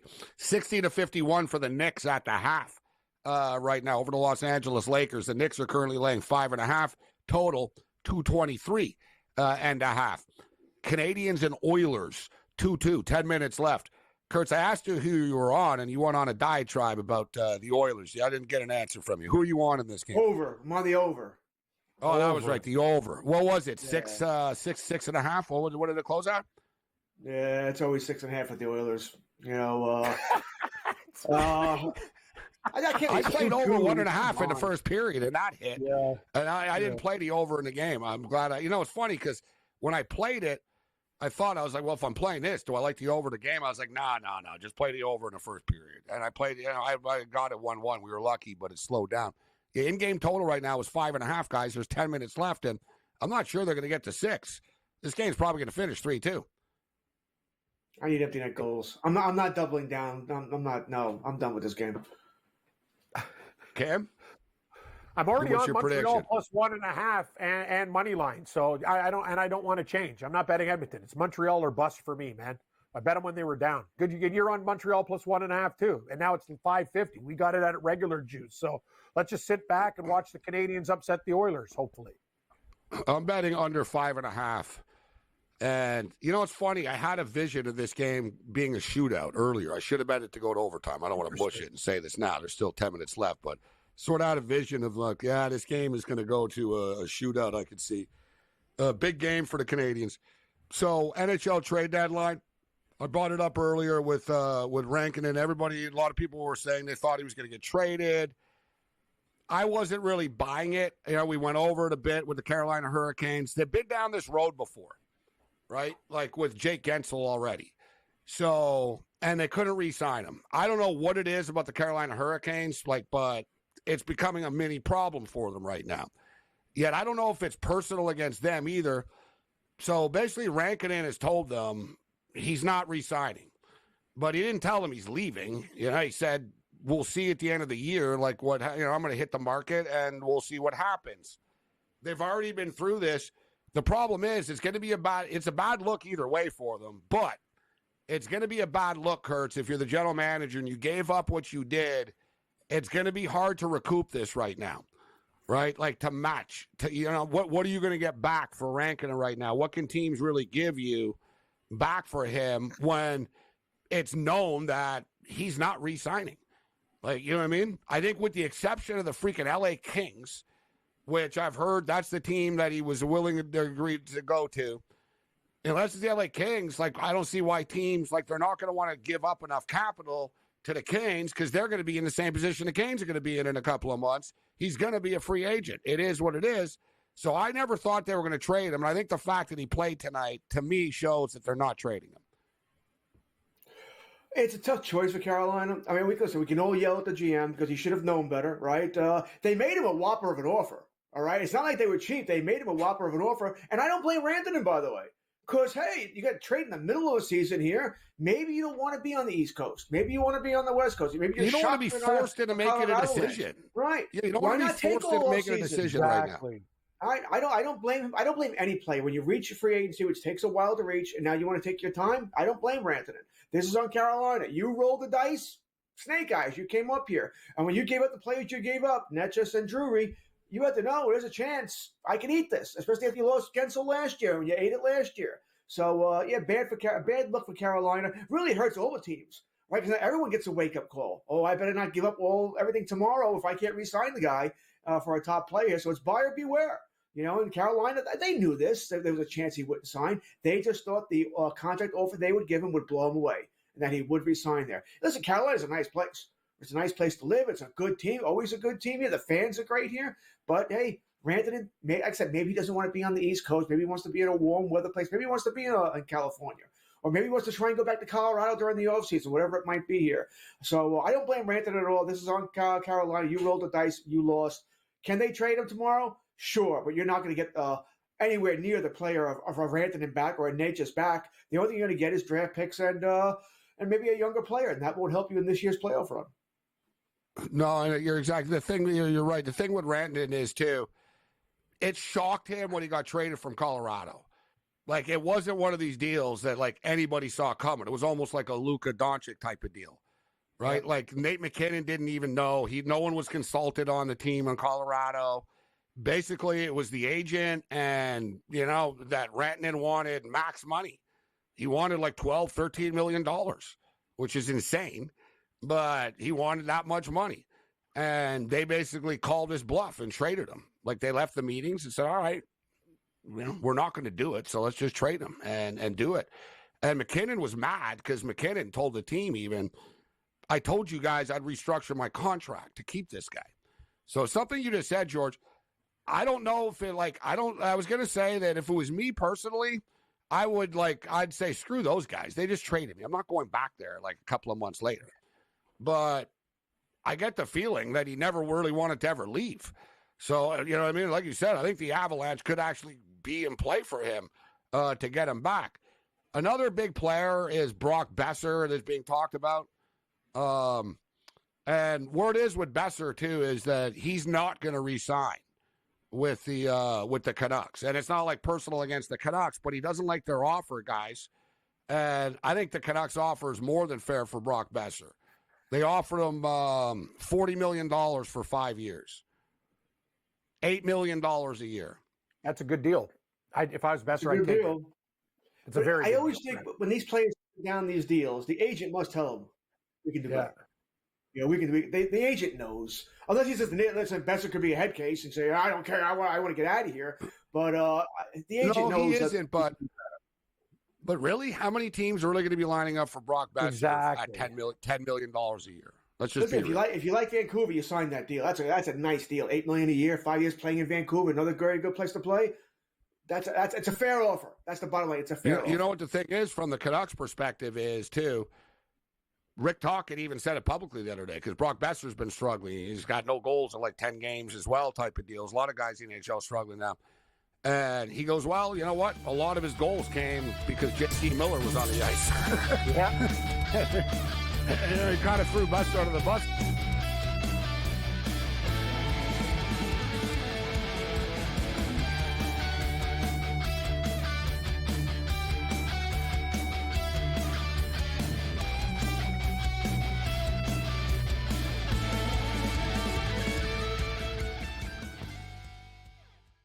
Anyone that's been to a sporting event, the atmosphere before a game, I think Game Time Decisions has that same exact atmosphere. This is our arena. This is what we do. There is going to be an energy to Game Time Decisions that you will feel night in and night out. The excitement you get when you lock your bets in, when you're figuring out what you want to do, we can zone in on the biggest games each night. I want this to be the place that people come to before the games start so they feel as ready as possible to lock in their cards. We are going to hit every single one of those markets that you need to know about. We're going to go through every single thing, and I've got a great team behind me that's going to help me get the job done. There is not going to be a better place, I promise you, than Game Time Decisions to get that new information, react to it, and be able to then bet accordingly. We will have everything at our disposal, and we will use that to our advantage. I'm Kevin Walsh. Tune into Game Time Decisions from 6 to 8 p.m. Eastern on SportsGrid. The two guys that can do it all. Too much electricity this morning. This is a good time. We're having a lot of fun. I had to do a triple take. Ka-ching! Why? Because of parity. I didn't mean to offend. Yeah, it's not going to happen. Load management is a dirty word. Let him rip. You know what? Circumstances provide the results. What? How do you do this one? Oh, Donnie, you got such a good show there. A network that is booming. The Early Line, only on SportsGrid. Off of the Combine this weekend, there's been lots of anonymous sources and position coaches and all these things that sat down in interviews with him. A lot of teams allegedly don't see him as a first-round pick. Their big mouth that thinks they can do it either. They're embarrassing themselves. They all think they're so smart, everybody in this business. You're all a bunch of drips. Honestly, you don't know who's going anywhere. Pharrell Coast to Coast, only on SportsGrid.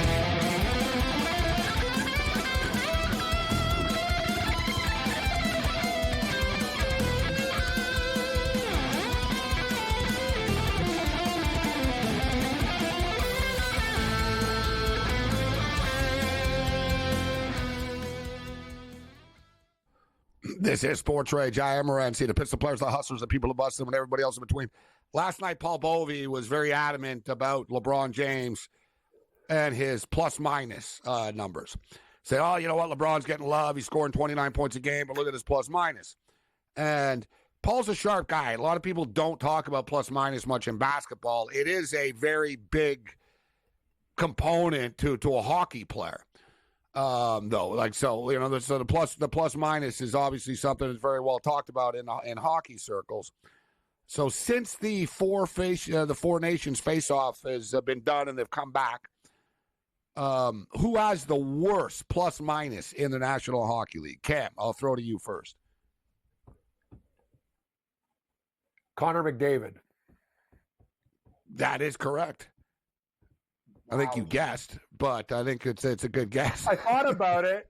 I go, he scored a few, but I seen him on the ice for every goal against Edmonton. Like that Anaheim game, he was on the ice for like all of them, out of position. That whole team, like other than Draisaitl, as George mentioned, like they've just been. I don't even know what to say. You know what though? That happens a lot with him. That's why I was bringing up. Actually, it's not just the goaltending. Like even in the Four Nations, guys, Connor McDavid was on the ice when they lost to the U.S. on the Saturday night. Right, yep. He turned a puck over actually. Right, you know what I mean? Like Connor McDavid can get sloppy defensively at times. It's not like a lack of like trying, but he's in the wrong place or he doesn't see something. Like he has had issues. But how about this, Kurtz? The worst plus minus since they came back.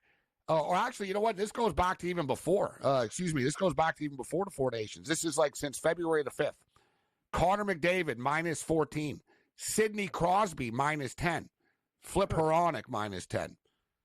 It's amazing, isn't it, Kurtz? Crosby and McDavid, both of them right there with the worst plus minus in the NHL.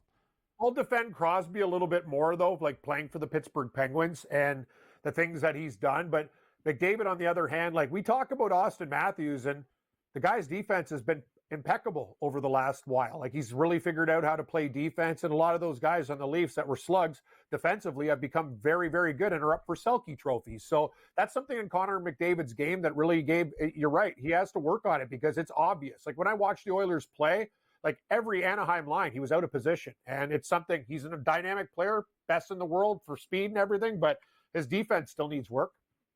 I would say he's still better than Austin Matthews, though, defensively. Matthews gotten better. He skates back. The thing with McDavid, like Austin Matthews, dude, Connor McDavid, bro, will go behind the net. He'll go into the corner. Like, he'll smoke you. He'll slash you. He'll fight for pucks and stuff. He's just struggling right now, like, for whatever reason. And he admitted it, too. He's like, I don't know. You know, it's one of those, he goes, if I knew, you know, maybe, you know, I would tell him personally, dude, whatever you do, just, you know what I mean? He's the type of guy, you know, he's showing up at 8 in the and stuff early. And I would tell him, don't play hockey for a couple of days. Like, don't miss a game. Yeah. But, like, you know what I mean? For the 2 days off, like, you know, we got 2 days off.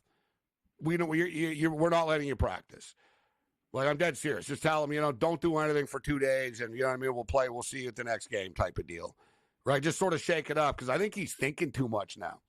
But the thing is, Cam, he gets caught out like he's had a bad year. Like, it's just sort of one of these, not a bad year offensively, but he's been frustrated and just sort of things aren't going his way. And, you know, I guess Kurt's the best way the analogy would be, he's like a home run hitter, like a hitter, bro. He's just in a slump right now. Like nothing is going his way, you know?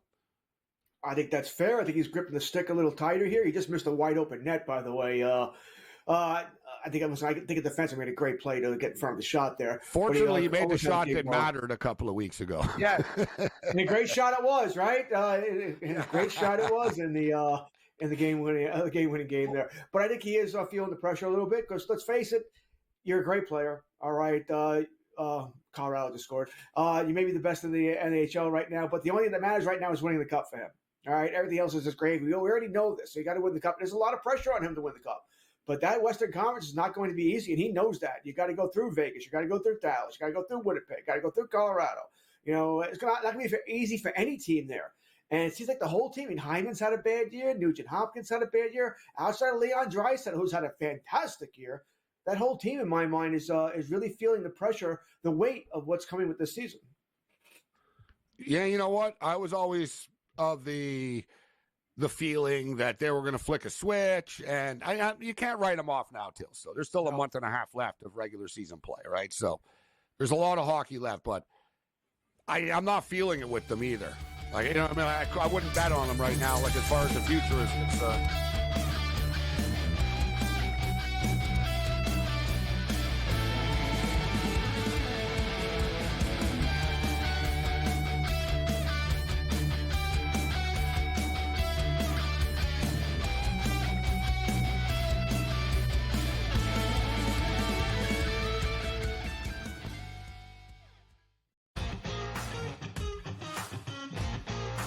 it's made every match so much more enjoyable to watch because you don't get the stinkers, right? Right. It goes back to these guys being smart. They Yeah. figured out that if I've got the hammer in my back pocket and I don't relinquish it, we can just play them straight up and win. They figured that out. So it's like, all right, now credit to the people at TGL. Like, no, we need to fix this because the hammer can change the match. And since we fixed it, you're not out of it. The Smiley Show, only on SportsGrid. There is going to be an energy to game time decisions that you will feel night in and night out. We're going to go through every single thing, and I've got a great team behind me that's going to help me get the job done. I want this to be the place that people come to. We are going to hit every single one of those markets that you need to know about. There is not going to be a better place, I promise you, than Game Time Decisions. We will have everything at our disposal, and we will use that to our advantage. I'm Kevin Walsh. Tune into Game Time Decisions from 6 to 8 p.m. Eastern on SportsGrid.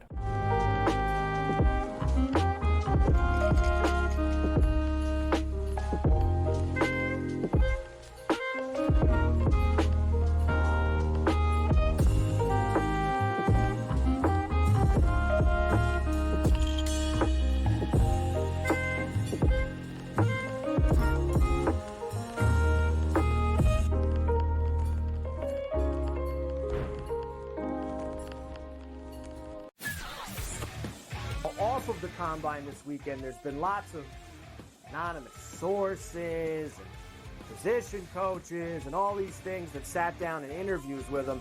A lot of teams allegedly don't see him as a first-round pick. Their big mouth that thinks they can do it either. They're embarrassing themselves. They all think they're so smart, everybody in this business. You're all a bunch of drips. Honestly, you don't know who's going anywhere. Pharrell Coast to Coast, only on SportsGrid.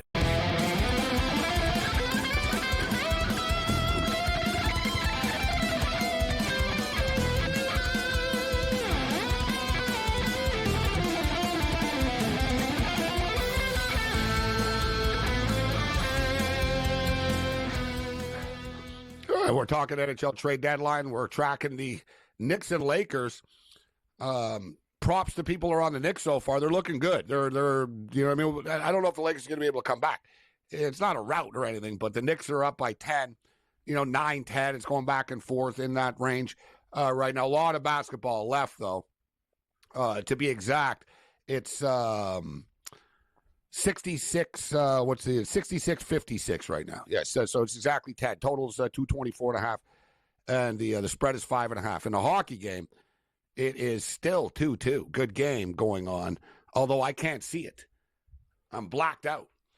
Like, for, you know what I mean? Like I'm telling you, I get legitimately blacked out of a lot of NHL games. I don't get the Canadians and Oilers game. Kurtz, do you get the Canadians and Oilers game? Is it on? Yeah, the skills contest is about to begin. Overtime here, 2-2. Oh, yeah, we're into overtime here. So you do get it, eh, Cam? I guess, actually, for me, I'm getting Colorado and San Jose. I got to flip the dial. I don't think I get this game tonight. No, I got to do some deep digging. Maybe Kurtz is the only guy tonight. Oh, good for you, Tommy. I swear to God, here it is. I'm on the chat. I get it. Tommy, I get it. Tommy in New York gets it. He wants to let us know. How crazy is that, though? Like, seriously. Yeah. How the hell can people in Canada not see an NHL game? Yeah. I just put it on the channel. Sorry, due to regional restrictions. Says due to regional restrictions, this event is not available in my area. Number one, the Canucks aren't playing today. Number two, Edmonton's not my area. Neither is Montreal. I'm 3,000 miles away. Like, what the hell are we doing here, Batman? I agree, Gabe. I can't get Senators game. They only have Leaf region in Ontario. Then there's Senator region. Then Montreal. And everybody's got their little damn region. It's stupid. The only game I'm blacked out of here, one of the great about ESPN Plus, we get all the games. Only the Islander games, the Ranger games, and the Devil games. And that makes sense because you can watch them on your local cable. But other than that, we get every game. We're never blocked out. Yeah. That's pretty good deal, actually, with ESPN Plus. They're giving you every NHL game. Thing is, in Canada, they bought the rights. One network bought the rights, and then basically started. They were losing money on the deal. They overpaid for the rights. Then they started to panic, and they started selling off team rights to people. right? So, like, basically, Sportsnet bought the rights, owned, like, the rights in Canada to every NHL team. And then they turned around because they were losing money, and they said, all right, let's sell the rights to the Montreal Canadiens to TSN, right? And then, but they made it part of the deal that it's only available in that market, which in the modern era is just absolutely ridiculous, right? I mean, what the hell are you paying for cable for? Like, I can watch stuff online. I can watch whatever the hell I want, but unless I have a ton of money on it, you know what I mean? You know what I mean? If it's really important, I wouldn't mind logging in right now, but it's a pain in the ass. In hockey, whatever, I'm going to be behind. I'll be like a minute behind. I'll be like George Kurtz and Cam. I won't. I'll be so far behind. I will say this though, matter. Gabe. Both networks do it too, because when I watch a game, like they go, "This is the Jets region." Like when I want to watch a Winnipeg Jets game, I get that's what I'm saying. Though, because too. It's everybody. It's everybody. Yeah, but they sold the rights. Yes. Well, it's not for everybody. They sold the rights to the Winnipeg Jets, the Montreal Canadiens, the Ottawa Senators. They kept the Leafs, right? But they sold the rights, and then after you need to pay for it, right? So we could get these games, right? If you wanted to, we wanted to pay for their premium package or whatever the hell they're selling. But I'm sick of premium packages, right? It's like soccer. You know, I already had Apple, and I was like, oh, good, I have MLS now. And it's like, no, like you have Apple, then they want another $179. It's like, well, what's the point? You know what I mean? You make a big deal about, if you have Apple, you get MLS now. It's like, no, not really. You got to spend another 180 or whatever the hell it is now. I was like, screw you. I'm not doing this. Like, you called it. I can watch any game I want online anyways. I'm trying to be nice. Just that I'd rather watch it on TV, but I'm not going to give you $200 when I'm already giving you $15 a month for the damn network in the first place. I'm paying $200. I got 7 horse racing channels, and I get HP. I only get 1 of the 7. They want me to pay for 6. I'm like, what the hell are you doing? There's 50 races going on. No, I'm sick and tired of this crap too. I'm getting absolutely scammed. It's ridiculous. That's why everybody's cut the cord. Yeah, Kurtz, what's up with MSG's going bankrupt now, too? I saw somebody on Twitter, actually. You're not going to like this, but I saw someone on Twitter said, that's what happens when you put she was a shot at the Sabres and Devils, actually, more than the Islanders. There was a tweet that somebody that said MSG's going bankrupt, MSG Network, and somebody said, that's what happens when you broadcast Devils and Sabres games. MSG doesn't broadcast Devils, so at least not here. Even I don't get that. But the Devils, Islanders, Rangers, right? That's the 3 they get. They do Sabres games, right? They do Sabres too. Yeah, they do. They do Sabres. I don't get that They here. We can't get that down here from MSG. But but it doesn't mean they don't do it. Listen, the Islanders aren't going to get you big rating. When was the last time the Islanders were a fun team to watch? Been earlier this year. No. Earlier this decade. The century? No. The last time the Islanders were a fun team to watch, I'll give you 1993. You had a nice little run. That's what I was thinking. That's what I was. It's not the winning. It's what then they were a fun team with Glenn Healy and Flatley and Vakota, Baumgartner. Pierre Turgeon. That was fun. Yeah, like Turgeon, Glenn Healy, etc. Terrible trade. You made it to the semifinals. You lost to the Montreal Canadiens.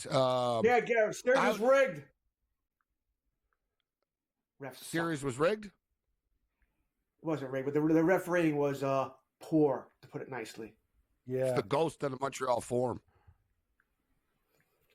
I think Kirk Muller put it best when I want to say one of the games they won in overtime, or they won late. He goes, yeah, it's kind of easy when we're allowed to have 7 guys on the ice.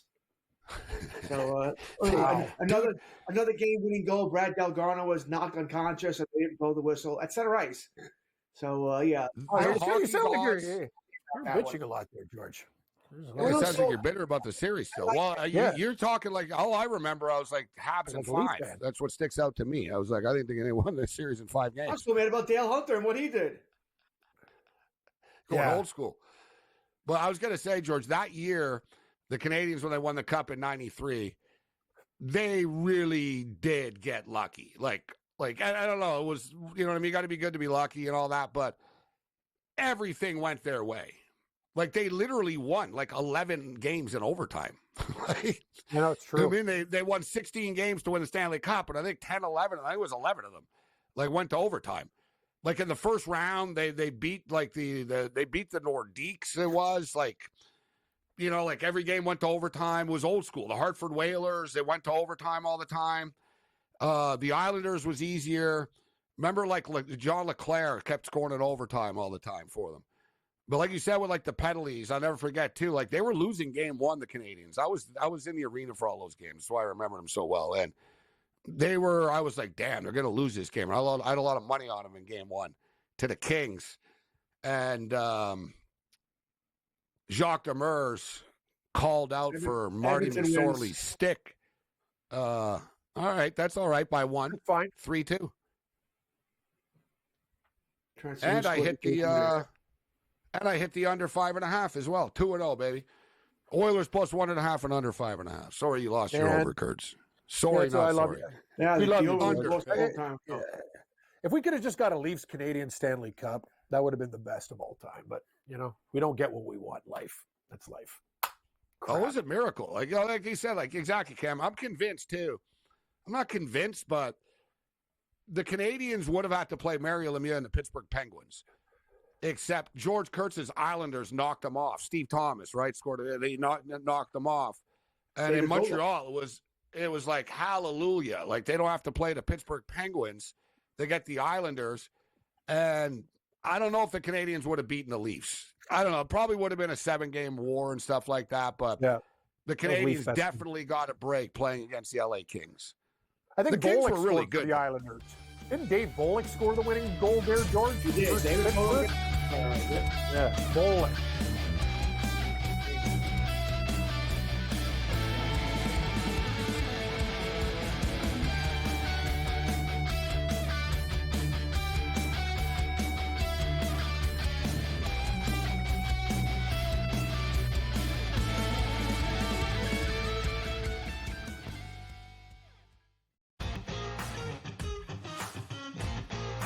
It's made every match so much more enjoyable to watch because you don't get the stinkers, right? Right. It goes back to these guys being smart. They figured out that if I've got the hammer in my back pocket and I don't relinquish it, we can just play them straight up and win. They figured that out. So it's like, all right, now credit to the people at TGL. Like, no, we need to fix this because the hammer can change the match. And since we fixed it, you're not out of it. The Smiley Show, only on SportsGrid. There is going to be an energy to game time decisions that you will feel night in and night out. We're going to go through every single thing, and I've got a great team behind me that's going to help me get the job done. I want this to be the place that people come to. We are going to hit every single one of those markets that you need to know about. There is not going to be a better place, I promise you, than game time decisions. We will have everything at our disposal, and we will use that to our advantage. I'm Kevin Walsh. Tune into Game Time Decisions from 6 to 8 p.m. Eastern on SportsGrid.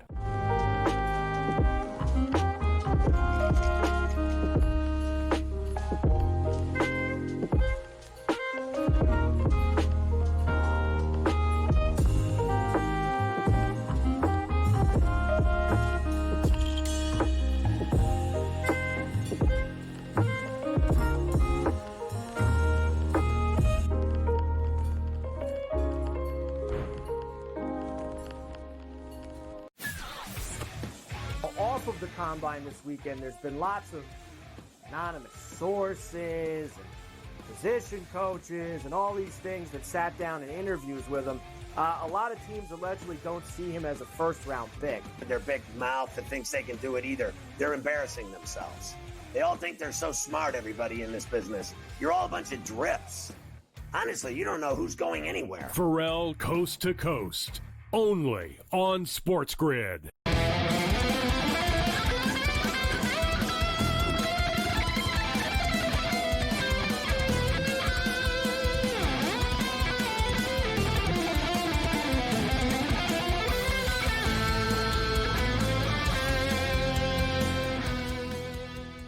All right, George Kurtz with us. He's the Islander guy, but you're seeing the highlight now, George, that I just told you to look at, right? The Steve Thomas goal, Game 6 against the Penguins. I don't remember them winning both game 6 and game 7 in overtime. I'm in a good mood now. Right? That's a nice little 2-on-1 goal. I remember the Volek goal. So I have the game on DVD, but the Steve Thomas one, for some reason, I don't remember the game 6. So that was a nice little. Love Steve. The thing is, though, that Steve Thomas goal, though, staved off elimination. You know what I'm saying? They could have lost the series. Right, and then like you said, it went to Game 7 after. But that was my whole team is point. So much the fun. Canadians, Love that team. the Canadians dodged that bullet by getting because it was a mirror. It was like, oh, the Islanders aren't going to beat them in a Game 7, and they dodged the bullet. Then after they dodged the bullet of the Toronto Maple Leafs, who knows what would have happened in that series. They ended up beating the Kings after. The Kings were good though. It wasn't like they got some. I mean, the Kings beat the Leafs. People can blame Kerry Fraser. Look, I lost a ton of money. I had all the tickets and stuff, but I never really fully blamed Kerry Fraser for it. I kind of always knew they're the Leafs, bro. Like, it's pretty crazy to say that, like, now that we're in 2025, and then we're going back to 1993 right now. So literally, what we're talking, like 33. This is 33 years ago. It's pretty crazy. Stop. And it's the same. It was the same conversation, Cam. It was like the Leafs won't do it. They'll find a way. Like, and here we are in 2025. But you guys all blame the referee, Kerry Fraser. I don't blame. No, not Tony. Yeah, you First do. of all, I've heard you say blame him a million times. Yes, he got clipped. He clipped him, Kerry. He clipped him, and also it was a Gretzky love fest, just floating around. I will admit, I will admit blatantly, I was getting mad too, because like I said, I wanted the Leafs to win, even though like I knew it was tough for the Canadians because I was going to make money. But I vividly remember too Wayne Gretzky getting away with like blatant hooking at center ice, like he's just like hooking people, like sticking them, hooking them, everything. Yeah, like they did get away with a lot. I'm not going to dispute it. Thank you, Gabe. I see, because no, I'm not even saying that's Leaf fans. Hey, there have been series, they just gagged. But that one, everything went against them. It was BS. The whole thing was a joke, and I don't understand why they wouldn't want to Toronto Montreal Stanley Cup final. Would have been the best of all time. The Canadians, though, look, Toronto and Montreal are right beside each other. It was the same team. Like the Canadians were able to beat the Kings in 5. Like they didn't have to get all that drama in 7. You know what I'm saying? I think that Canadians team was better than people give them credit for. I'll agree. Like it sort of talked about even in Montreal, like even with me, like, you know what I mean? Like I never thought they were going to win the cup. It wasn't like, that year, Kurtz, in 1993, there was like, oh yeah, like going into the playoffs, the Canadians are the team to beat. Like who was their I'm thinking, I can't believe I forget the guy's name. It'll pop up in my head in a minute, but they had a couple of veterans. They had like Ryan Walter, and they had a bunch of vet guys like on the team. That team? Oh, Vinny Damphousse. Sorry, Vinny Damphousse. Damphousse. Wow, I love Vinny Damphousse. Great player. Vincent Damphousse. But Vincent, yeah, French too. Vincent, Vinny Damphousse. He was on the team, but like they were actually like deeper. I can go over the roster, like Patrick, but they won because of Patrick Waugh. John LeClair was like a rookie that scored a million times in overtime all the time. Because I remember at the parade, I was all wasted, and I got a big chant going, LeClair for mayor. I was a big LeClair fan. Like, I remember when I kept winning money, too, and I was like, freaking right, LeClair got it done again. For our boy Tommy, too, of Vermont Catamount. John LeClair, one of the best players to play at Vermont. Him and Marty St. Louis. All right, so 3-2 final. That's good. So we hit the goal and a half.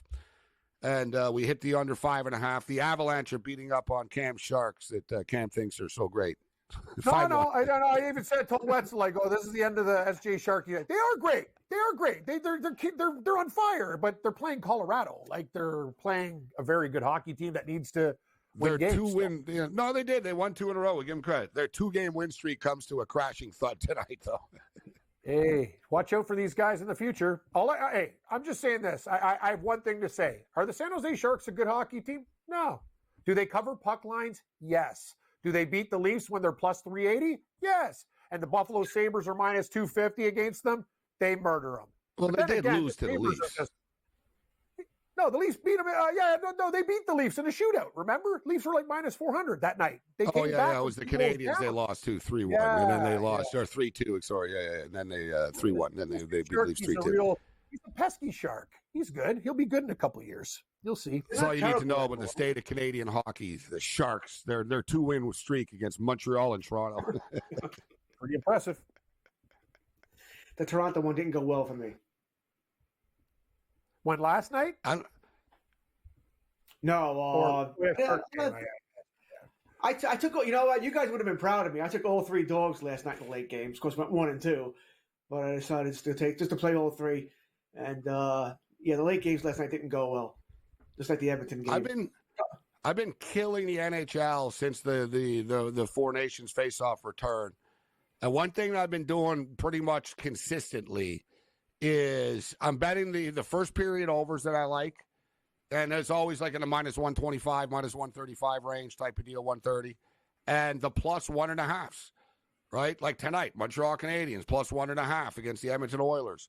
The plus 1.5s I'm a big fan of, especially it was minus 120 only.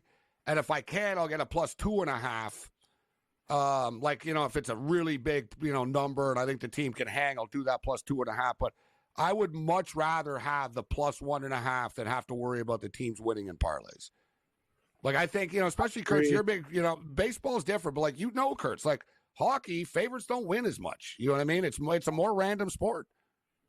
No, well, with the two parameters you brought up, I'd rather have the plus 1.5 as well, assuming I think the team can hang.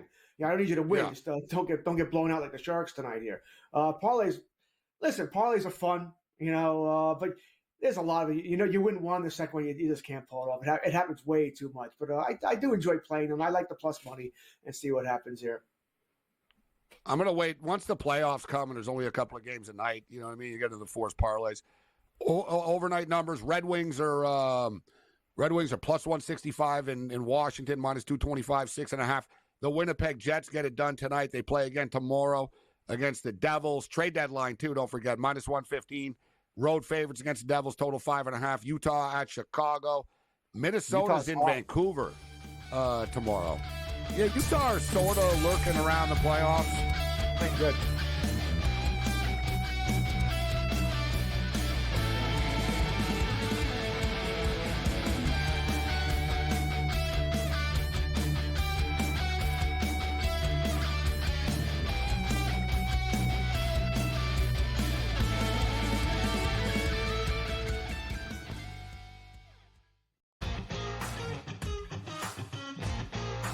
It's made every match so much more enjoyable to watch because you don't get the stinkers, right? Right. It goes back to these guys being smart. They figured out that if I've got the hammer in my back pocket and I don't relinquish it, we can just play them straight up and win. They figured that out. So it's like, all right, now credit to the people at TGL. Like, no, we need to fix this because the hammer can change the match. And since we fixed it, you're not out of it. The Smiley Show, only on SportsGrid. There is going to be an energy to game time decisions that you will feel night in and night out. We're going to go through every single thing, and I've got a great team behind me that's going to help me get the job done. I want this to be the place that people come to. We are going to hit every single one of those markets that you need to know about. There is not going to be a better place, I promise you, than game time decisions. We will have everything at our disposal, and we will use that to our advantage. I'm Kevin Walsh. Tune into Game Time Decisions from 6 to 8 p.m. Eastern on SportsGrid.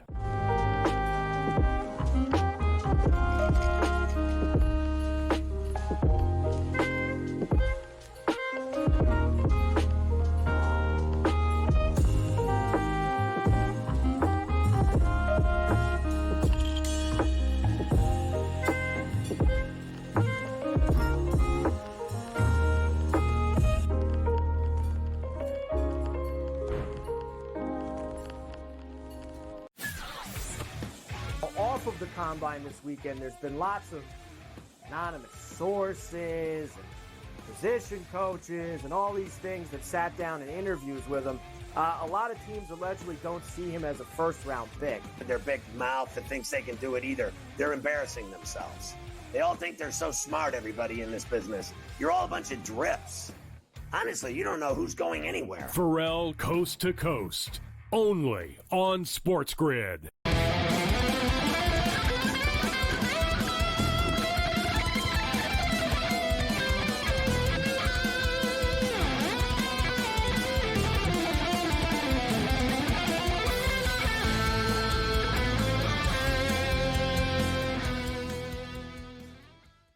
Man, the Knicks are just grinding right now. They're grinding away. They're up by 7.